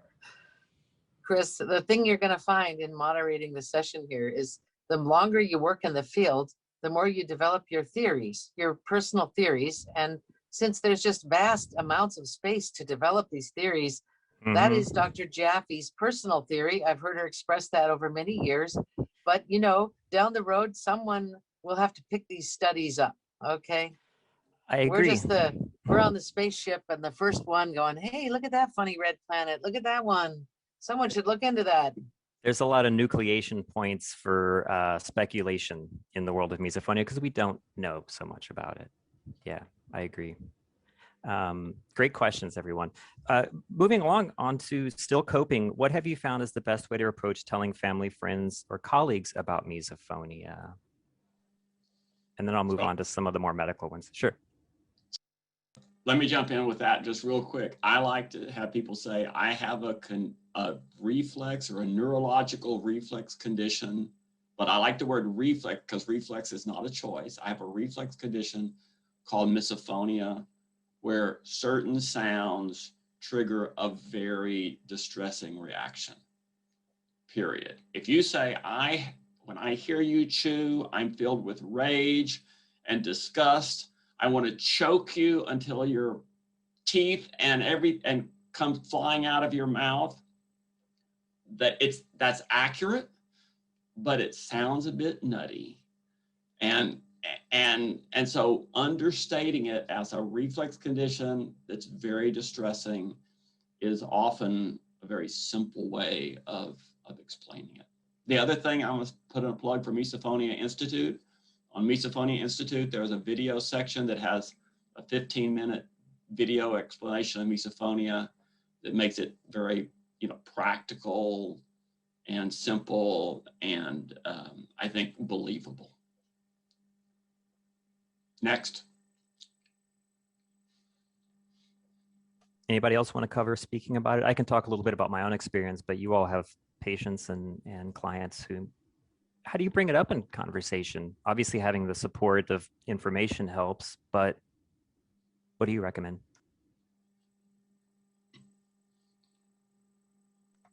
Yes.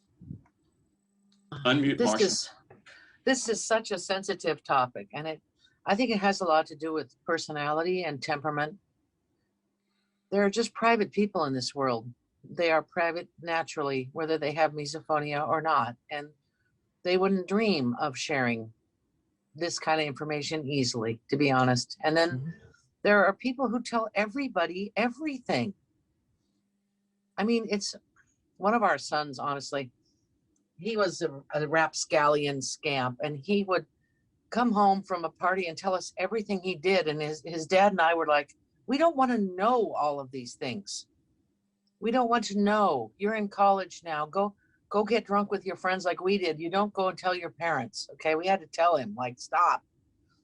I think if people see this as a defect and they see it as a shameful thing and they've been shamed for it, their parent has been mean to them. Some parents are very cruel to children with misophonia, and they actually mock them and make fun of them and do this kind of stuff on purpose.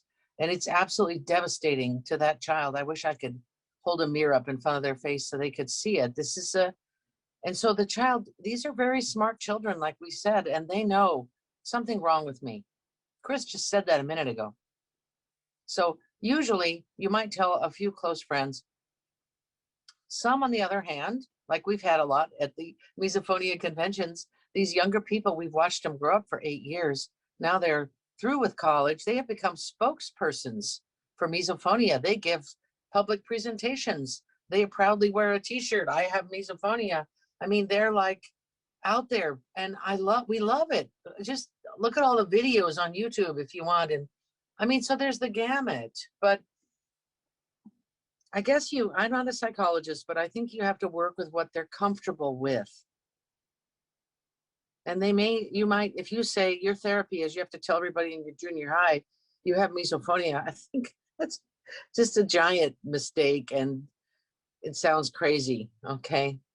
Right? Am I right, Jolene and Sarah? That's not good. And I agree. adults, You have to decide who's safe to talk with. Yeah. the other big area that comes up all the time, Chris, is somebody when they're dating, they're like, when do I tell my date I have misophonia? Because this is a big deal. Honestly, if you have misophonia, there's a lady that just started some kind of dating site, I think, finally, because, the person with misophonia, that date, maybe he's cute, fine. Oh, he's handsome, he's rich, but he eats like a pig. That's it. Sorry, I'm busy. No, don't call again. That's done. And the guy never knows why. Like, what? There's all kinds of situations. And at workplace, you're in an office with these stupid ideas, these big open offices, and you're gonna love your job, but there's just these problems. I mean, how do you disclose?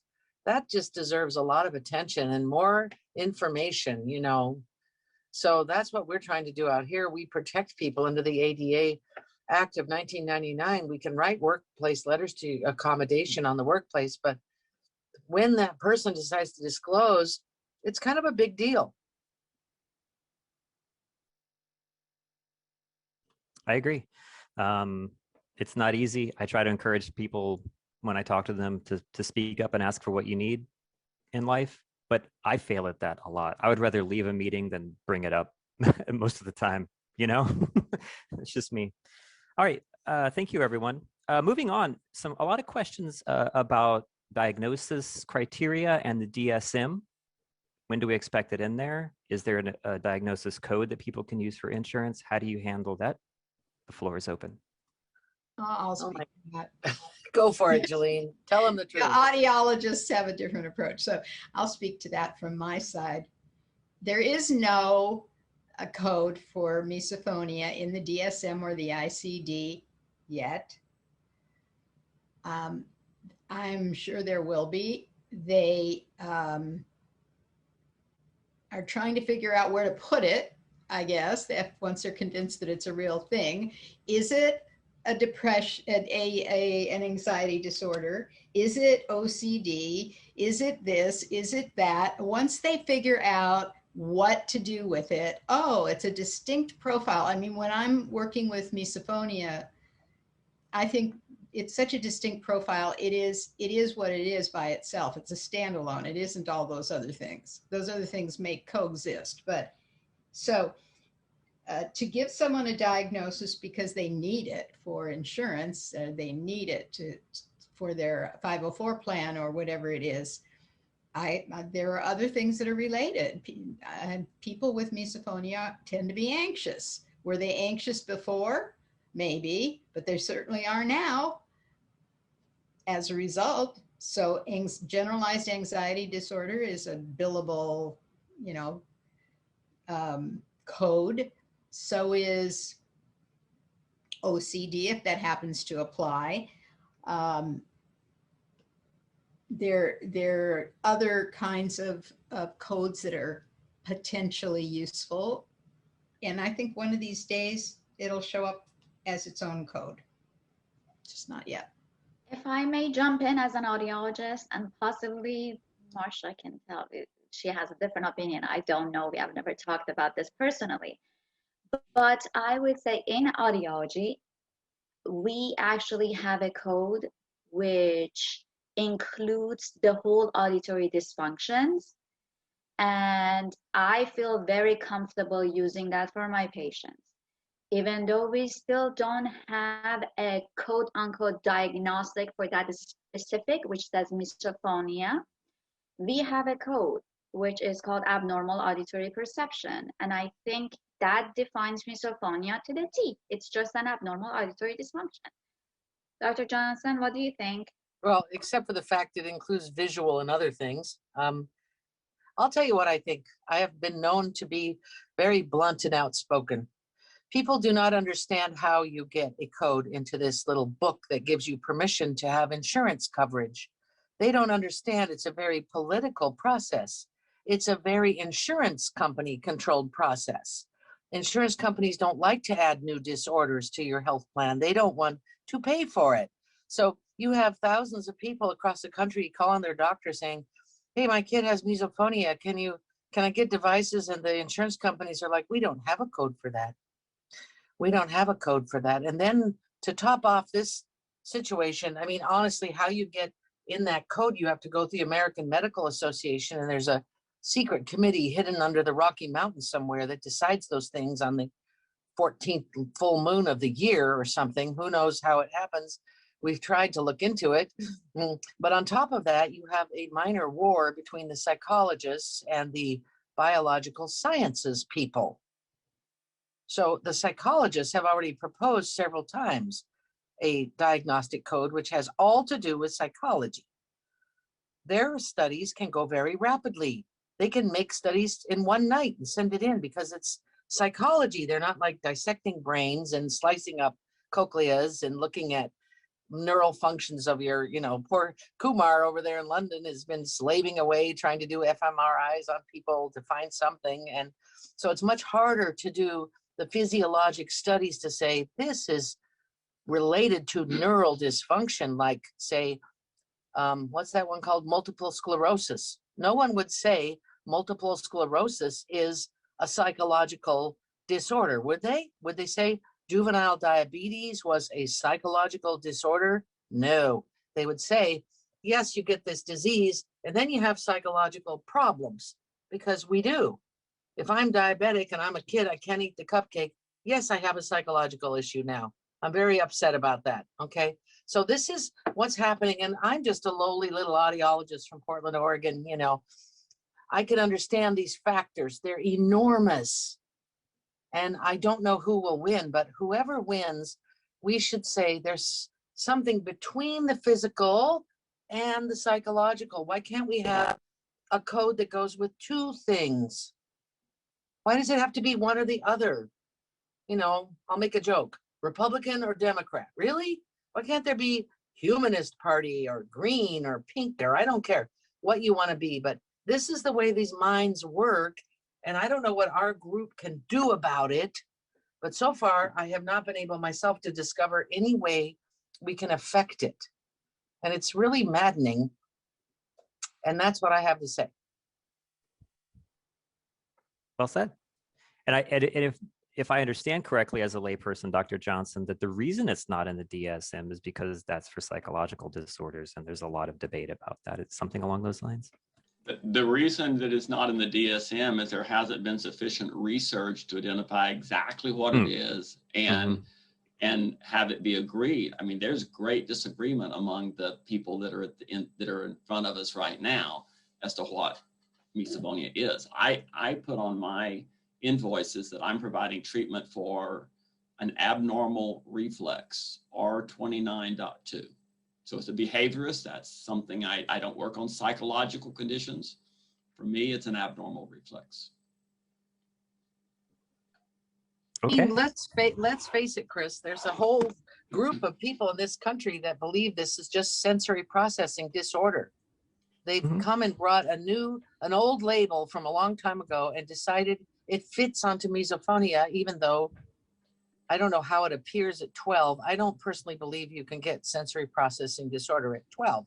I don't think that happens in life. I think they diagnose it when you're like under 2 or something. So, but I'm not an expert in that field, but I just, you know, the old Swedes, we just look at what we see and that's what we know. So right now we know that people are very unhappy with this. They want a diagnostic code. How we make that happen, maybe we can get our 10,000, 100,000 followers together and take a little march up to Washington. That seems to do things. Maybe that's the way we need to do it. I don't know. The way a code gets into the DSM is that the American Psychiatric Association and the American Psychological Association committee review it and decide if it's going to go in or not. And when the Misophonia Institute presented at the American Psychiatric Association convention, I had a psychiatrist commit to writing a letter to the committee suggesting that they investigate misophonia. So we got to get those committees going in those organizations. Sensory processing disorder, by the way, is not in the DSM either. Anymore. Right. Yeah, they threw it out. All So right. we should go to the next question. Maybe we can get ourselves thrown out. That might be a step. Okay. So my So, Chris, theory that I think you have to push us along to keep us getting some questions here. Okay. We love to talk. Yeah, absolutely. This is all good info. A lot of questions about current studies. How do people participate in studies? Are there research studies going on right now? There are. Anybody want to answer, how do you participate in these? It may not be that easy for researchers to find people with misophonia out there in the wild. Where do people go to sign up for them? I will say that if you will get on the Misophonia Institute newsletter list, you will find various opportunities to participate in research studies. I've just been promoting 2 graduate student research studies, one for misophonia in the workplace, one for misophonia in relationships. And I just sent out a notice for a study from Baylor College of Medicine on misophonia in adolescents, ages 8 to 17. So if you get on the Misophonia Institute newsletter, we'll send out notices whenever we hear anything. That's one way. Maybe get on the Misophonia Association newsletter too, because if we have anything, we'll send it out too. I think the best way is to belong to these 2 who are forefront of all the research. It's kind of hard to, I just wanted to say that it's difficult because we do get and have had over many years, we've gotten these requests from people that are just well-meaning, even just parents or people with misophonia, and they want to do a survey. They're curious, they're scientifically minded people, and we used to put everything on the site. It didn't matter if you were the dog catcher and you just want to do a survey, that was okay. But as time has gone by, we're kind of trying to vet some of these things because you don't know how your data is going to be used. I think it's kind of important. I would love to see, this is something that Chris is interested in. Maybe he can talk about that, Chris, but Chris is going to try to hook us up with the research world a bit more. You want to say something? Yeah, I don't mind talking about that. I am not a researcher. As I said before, I'm a theater guy, but I have a website, soquiet.org, and literally any study that comes out about misophonia, I post it on there. For some reason, I geek out about the academic part of the studies, regardless if they're from psychology or neurobiology or anything like that. I read them. I don't know what's wrong with me, but yeah, there's a lot of research being done. interest among the medical research community and among medical practitioners is gaining momentum. People who are in the medical community, as I understand it, from a layperson's term, are fascinated by this disorder. It doesn't fit into any particular criteria. It kind of goes across psychology, audiology, neurobiology, and who knows what else. And so there's a lot of interest in it. And there are, as Dr. Johnson said, a lot of studies being published. They're mostly from psychology aspect, but you can Google misophonia research. There's universities that are doing research on it right now, and they will have research opportunities forthcoming. Those are kind of fascinating. I've taken part in a few from Duke University, but there's others who are doing it. And that kind of thing, I want to grow as much knowledge as we can about this as just a guy who's interested in that kind of thing. I hope sometime soon, it might be a few years, it may not be ever, but that we have verified, well-researched, well-repeated, critiqued, proven treatments for it at some point soon. That's my take. But we don't know. As I understand it, again, I'm not a medical professional. We may not ever actually get to the point where we have a cure. I don't want to be pessimistic, but there's a lot of disabilities and disorders, from Alzheimer's to addiction, that we know a lot about. We've researched for decades, and we just don't have a cure, but we have a lot of ways of coping with those things. And research goes on.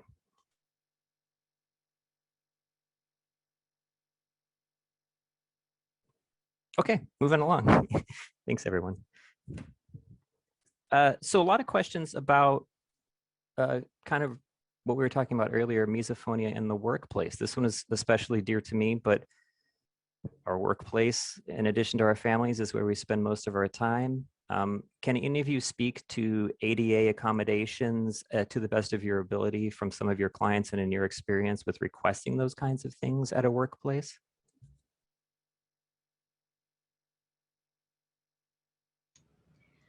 I work with more younger people than adults, but I also work with adults who have misophonia. And I find that they can get accommodations. They have to first— You're chewing on camera. Yeah. They have to first be willing to expose themselves to HR or their boss or whatever. And some people are not going to want to do that. They're going to be uncomfortable doing that. But if they can get their head wrapped around that, then there are accommodations that can be made. So for example, Marcia mentioned the open concept office. They might be able to get a corner, or they might be able to get a separate office or something like that. Nowadays, of course, we have this whole new world where people can work from home. Gee, we've discovered that there are an awful lot of people who don't have to physically be in the office to do their job. So it may be easier for people to get that kind of an accommodation now.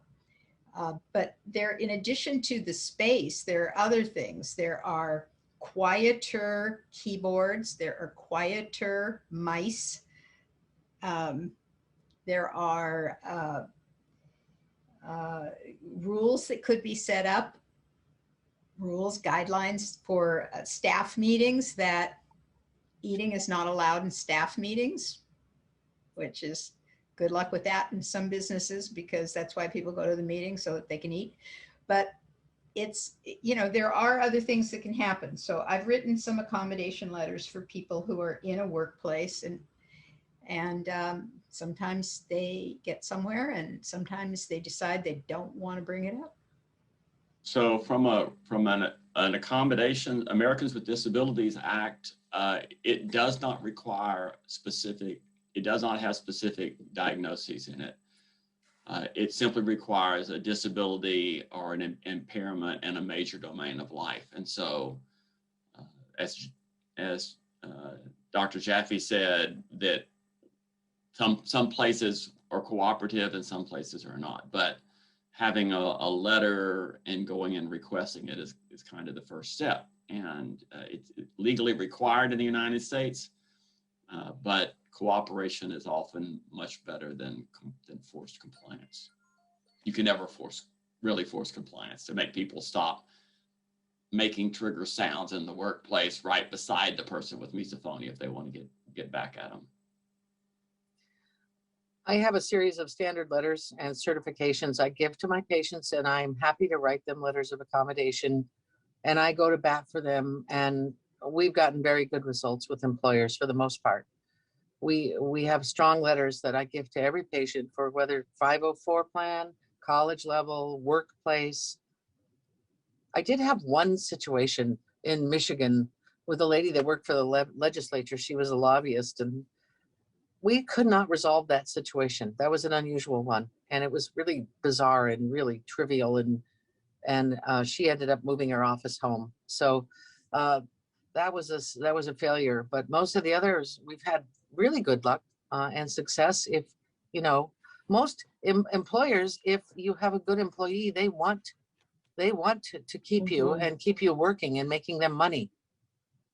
So with a little small accommodation or two, they can keep you. So don't be afraid. You have to find an audiologist or somebody to go to bat for you. Most physicians don't like to do this kind of work. They don't prefer it. It takes a lot of time. They can't really bill for it, so if you can find a sympathetic audiologist, we have time, and we're cheaper and we like to help you. So, talk to audiologists about those letters, or your psychologist too. I don't know, do psychologists do work accommodation letters?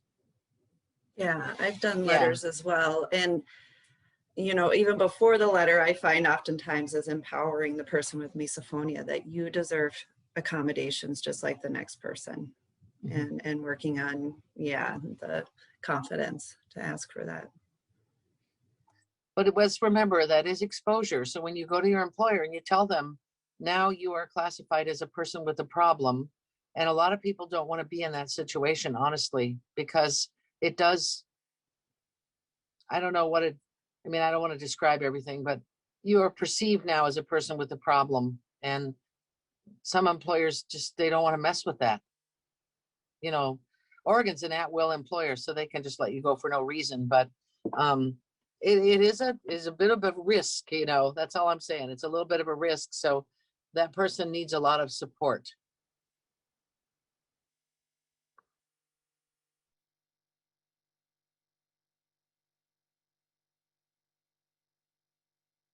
Chris, you're muted.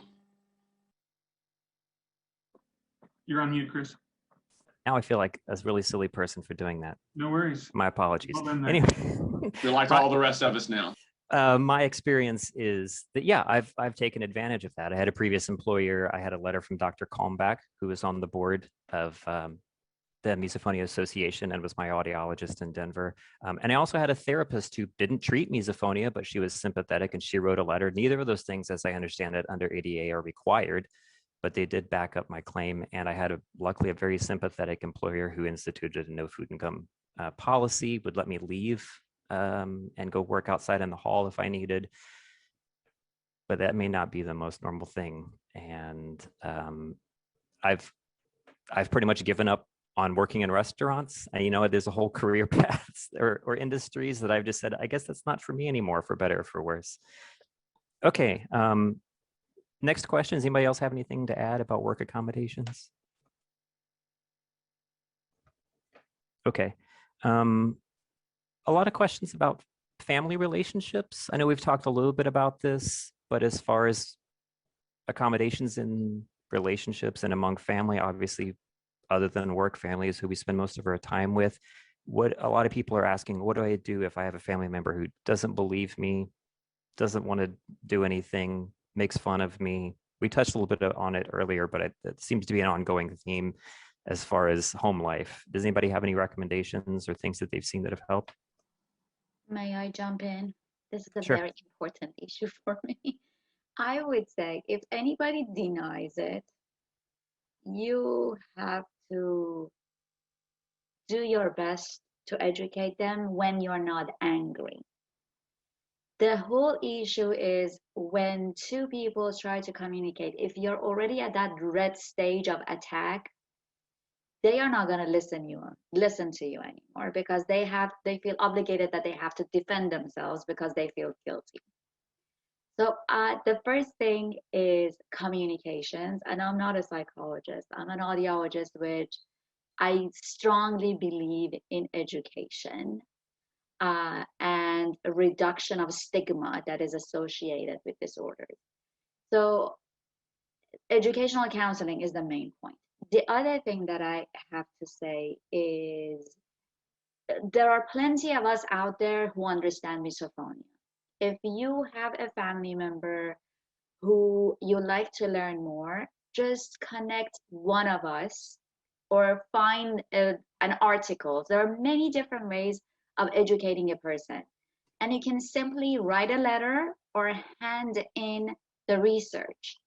I pretty much tell my patients the first thing to do is just simply send a text. I want to talk to you, but when we are not mad at each other. I would love to connect. And I want to keep our relationship. Something very simple as that, a few notes. I like to keep our relationship, but let's talk about this when we both are calm. And at that point, send an email with an attachment which is about misophonia. Send an email with a YouTube video which is about misophonia. There's so many different ways of communicating. And bad comes to worse, they still don't believe you. Connect to one of us here, and we would gladly jump on a telehealth appointment and we would just explain what it is. But the fact is, I'm a strong believer that us humans are not made with a bad bone. We all have good hearts and kind souls. And if we are not into defensive mode, we can actually explain things to each other. We just need to find a way to do that. Good point. Yeah, absolutely. I tell people, protect your serenity. Try to ask for what you need, but your own sanity is the most important. And if you have to leave. If you want to talk about it later, talk about it later. But I don't see clients like you all do. Moving on, there's been a lot of questions about new triggers being added, how to prevent that. How do you talk about misophonia without talking about specific triggers, but then that can also make it quote unquote contagious? Any idea on reducing those, preventing it, avoiding it, Dr. Johnson? Well, one simple idea is to have blank forms. Like I would never in a misophonia clinic have a list of the 50 most common triggers that they have to look through and check off.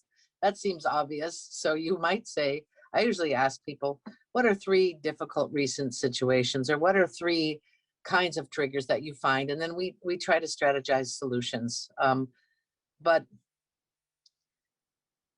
I don't know if there's a way to prevent people from developing new triggers. That's one issue that comes up when people say, I can't stand where I live. I have to move because I can't stand where I live. And so they move, and then of course their new place, something starts bothering them. So I'm not sure how far away you can run from the wolf, but I know that people who have family members who have misophonia, they also catch a little misophonia. They get triggers too, and they don't even have misophonia, actually, most of them, but they develop it sort of in a shadowy way.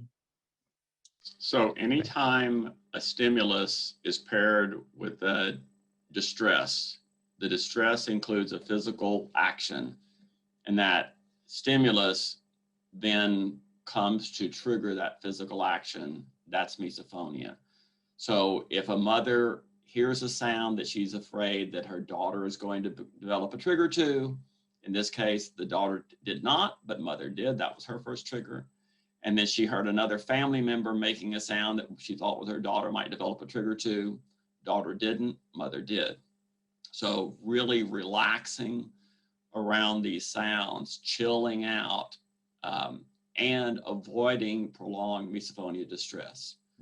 That any sound that comes right before a trigger, any physical action that you see with a trigger, your brain will develop a reflex to it. So you really need people need to try to relax and avoid prolonged triggers and avoid like focusing at a child who would just focus on the mother. You know, the mother walks around the room, the child is just focusing on the mother. And that's just setting the child up to develop new triggers to everything mom does. So we had to do some parent training and rewards for looking away from mom. The child stopped looking at mom all the time. But yeah, focusing on something when you're stressed will cause triggers to happen. Sarah, go, and then I'll go after. Okay, so I think sometimes that and one-time firing maybe could just boom, it's there, but I do, in my own experience and what I see with clients, we have a little more opportunity when we first start noticing something to get in there, and this is our chance to resource the body and block that association becoming really strong. So the little story I tell people, my sister gave me this little massage tool for Christmas this year, and I happened to be, someone in my house was doing a newer trigger thing. I told him to stop, and then I was using this on my arm. Originally I thought it was a back thing, but I was doing my arm and on my leg, and I was like, oh, my body's really calming with this.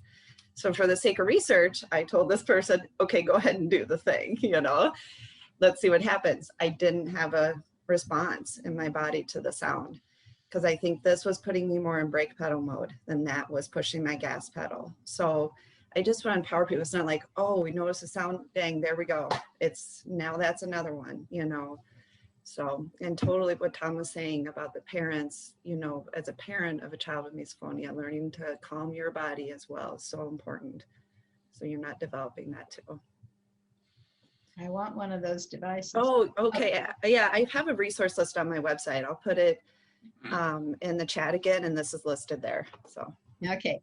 I think that there's a back to the double-edged sword or whatever, there are two sides to this. It appears to me, can't prove this, but appears to me that people with misophonia tend to be suggestible in that they hear somebody talking about a new trigger they haven't thought about, and they go, oh, what about that? And they start looking for it. And as soon as they start looking for it, it shows up on their radar screen. Well, the good news about that is if you can be suggestible to that, you can be suggestible to something else, like a different approach, a different attitude, a different reaction. You can take that on as well as you could take on a problem situation. So it could be seen as a strength. Good These point. are lovely answers. Chris, we have about 12 minutes, I think. I was just thinking that we should shut it So down. we can, those, you know, we had how many questions, Troy? 87 plus.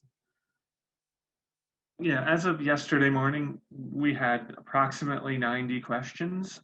And then if you add to that all the questions that went into the chat as well as into the Q&A here on Zoom, we're probably into the 150 range. I wish that we could Wow. answer them all. Let's see, in 2.5 hours, we would have to answer like one every 23 seconds, including asking it. Well, we did engineer this, the order of addressing the questions to try to answer the most asked questions at the beginning of it. So we just didn't randomly pick the first question that came. We grouped them together to try to really focus on the ones that everybody wanted to hear. But everybody's question is unique. Yeah. Wish we could answer all of them. We can't. I am thinking the next time we do this, we could potentially bring a few more professionals whose only job is to type answers into the Q&A box, because as Dr. Jaffe sits there and as Dr. Marcia sit there, they can't be typing away. We're trying. We're trying. But we could have people on board to do that so that more questions get answered, more of these individualized questions get addressed. So we'll queue that up as an improvement for for the next time we do this. Well, I agree. I couldn't actually do the multitasking. Nope. yeah, no, it's, Don't and want we you didn't, to. there must be a couple dozen Q&A questions too. So what I was thinking here is that what we've had this morning is an incredible 2.5 hour peek into the minds of these wonderful experts. They have many different opinions here in this group, and I was looking forward to that, and I always do. There isn't one cohesive answer. There's many answers, and sharing like this, I think this is just a fabulous thing that we're putting on, and we'll do it again in June. We're gonna have another one in June, and it'll be different people, hopefully. Unless we can't find anybody, they don't be the same people. No, I'm just kidding. And then we have our convention in October. And so we're hoping to do 2 to 3 clinics a year. And if you enjoyed it, please do give us feedback. We are trying to figure out a way to reach out to you. And I'm gonna ask these people, because we have 9 minutes, do they have anything they'd like to add as a wrap up? But you do have to keep yourself to a couple minutes.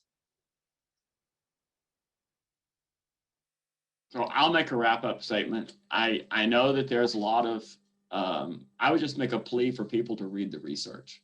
There is research that shows misophonia includes physical reflexes. There is good indication that these are learned through Pavlovian conditioning. These are distinct with every individual. And trying to understand what, I think we understand what misophonia is. It's a Pavlovian reflex that develops, a physical flinch that develops through normal neurology, and people who are more anxious or worried tend to develop these more. But it's not an enormous mystery condition. And I think trying to read the research, I'd make a plea, go read the research, and let's figure out how to get these techniques to address this normal neurological learning. Surgeons develop triggers to their pagers or their cell phones, because when the pager goes off, that means somebody's dying, and they go, oh, somebody's dying. And the pager goes off, and then boom, they're hit with the trigger. So, I make a plea to let's look at the research and try to see if we can find what's out there. Can I add on to that? I agree with Tom, and I think maybe there's times where it's a very isolated, trigger thing, or maybe you haven't lived with it as long or something. We can just do the reconditioning. But my experience is, if we don't learn how to be the navigator of our nervous system, and how to relax the body and these things, we can get rid of all the triggers. The meso brain is going to develop a new trigger, because now next time we're stressed because of COVID or whatever it is happening in our life, that pathway is there to focus on the sound happening in the room. So yeah, reconditioning and learning about your nervous system. Anything from Anna or Shar or Jolene?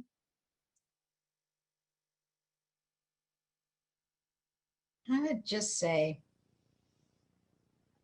I am a person who has other neurological issues. I don't happen to have misophonia. And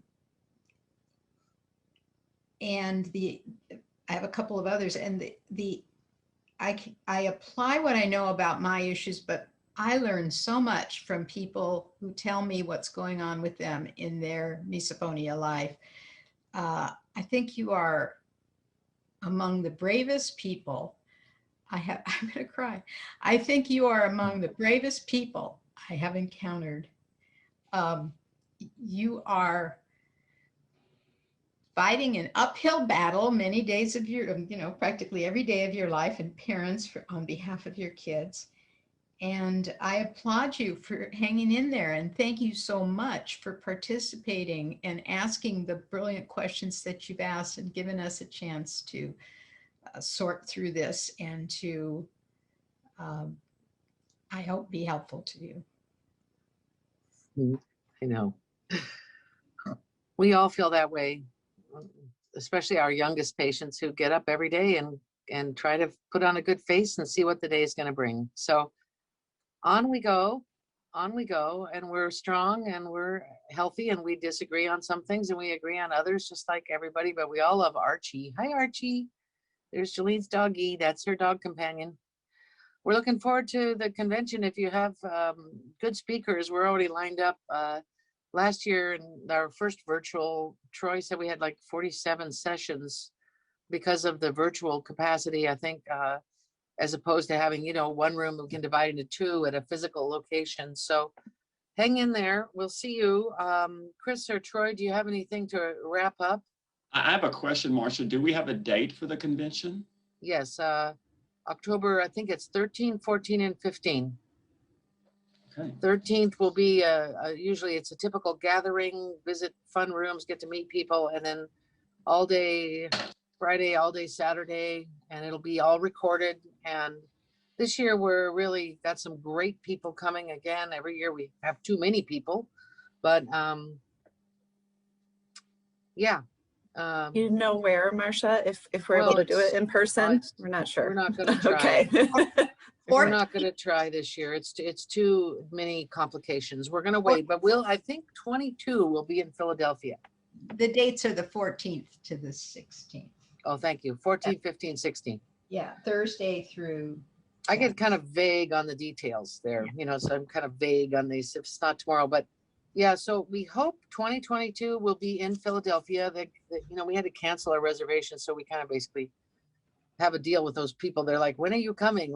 So we're like, we're still coming. Because they have these fees, they want to charge you big fees. We're like, no, we're still coming. It's just, and then so Cindy, say a prayer for Cindy. She's dealing with her daughter in New York. She's having a few health problems, and she really wanted to be here. And all know Cindy Simon, how enthusiastic she is and faithful. Oh my gosh. And she was so depressed last year because she didn't get to pick out your menu. I thought she was going to have a nervous breakdown because she didn't have to pore over 10,000 choices to find the right one. She loves that. So we got to make sure she can do that in 22. And again, we look forward to seeing you. Tell your providers to join our provider network because it's not very expensive at all, really. It's like $30 a year. But if they join up, then we can invite them to be part of our panels too, okay? So let's get more people interested in misophonia. And if you found somebody that's helping you, tell them to get in touch with us, okay? We want to know about them. Anyway, thank you Share for all the your story. positive comments. And share your stories. The more we share our stories of success, the more we raise hope. No, that's right. We are I agree. so hopeful. That's what little I can contribute is that I understand that it's easy to feel very isolated, to think that the world doesn't understand you, to think that you don't fit in the world. And I want to assure people that this is a thing that you can live with and cope with and be happy and successful in my experience. There you go. Yeah. Okay, well, Great adieu note. until June. Come and see us again in June. Troy, you up for June? We are definitely up for June. We will get this Zoom engine going again and make some improvements on how we executed on this. You guys give a Thank you big for- silent hand clap for Troy, because Troy is Thanks, like Troy. a magician. He's our Wizard of Oz. He just does Troy- all this stuff. We don't Troy, know how. you are a blessing. You have made this, you have done so much for us. And Chris, thank you. The two of you Thank are you. awesome. Thank you. No. And look, we have 1, 2, 3. We have at least a bunch of people here that have misophonia that are now involved, and I am very happy about that. That's our goal. Thank you for This having is me. this is your association. We're just babysitting until you grow up enough to take it over, okay? I can assure you, you don't want me in charge. That would be chaotic. I don't know. All By the right. way, that was a pill I had to chew, and I forgot to take it this morning. So anybody saw me chewing, I had to take my pill for my diabetes thingy. Okay, so technically I wasn't eating. Okay, Thanks, everyone. so bye-bye. See you. Bye. Thank you. Thank you. Bye, everyone. Bye-bye, everyone.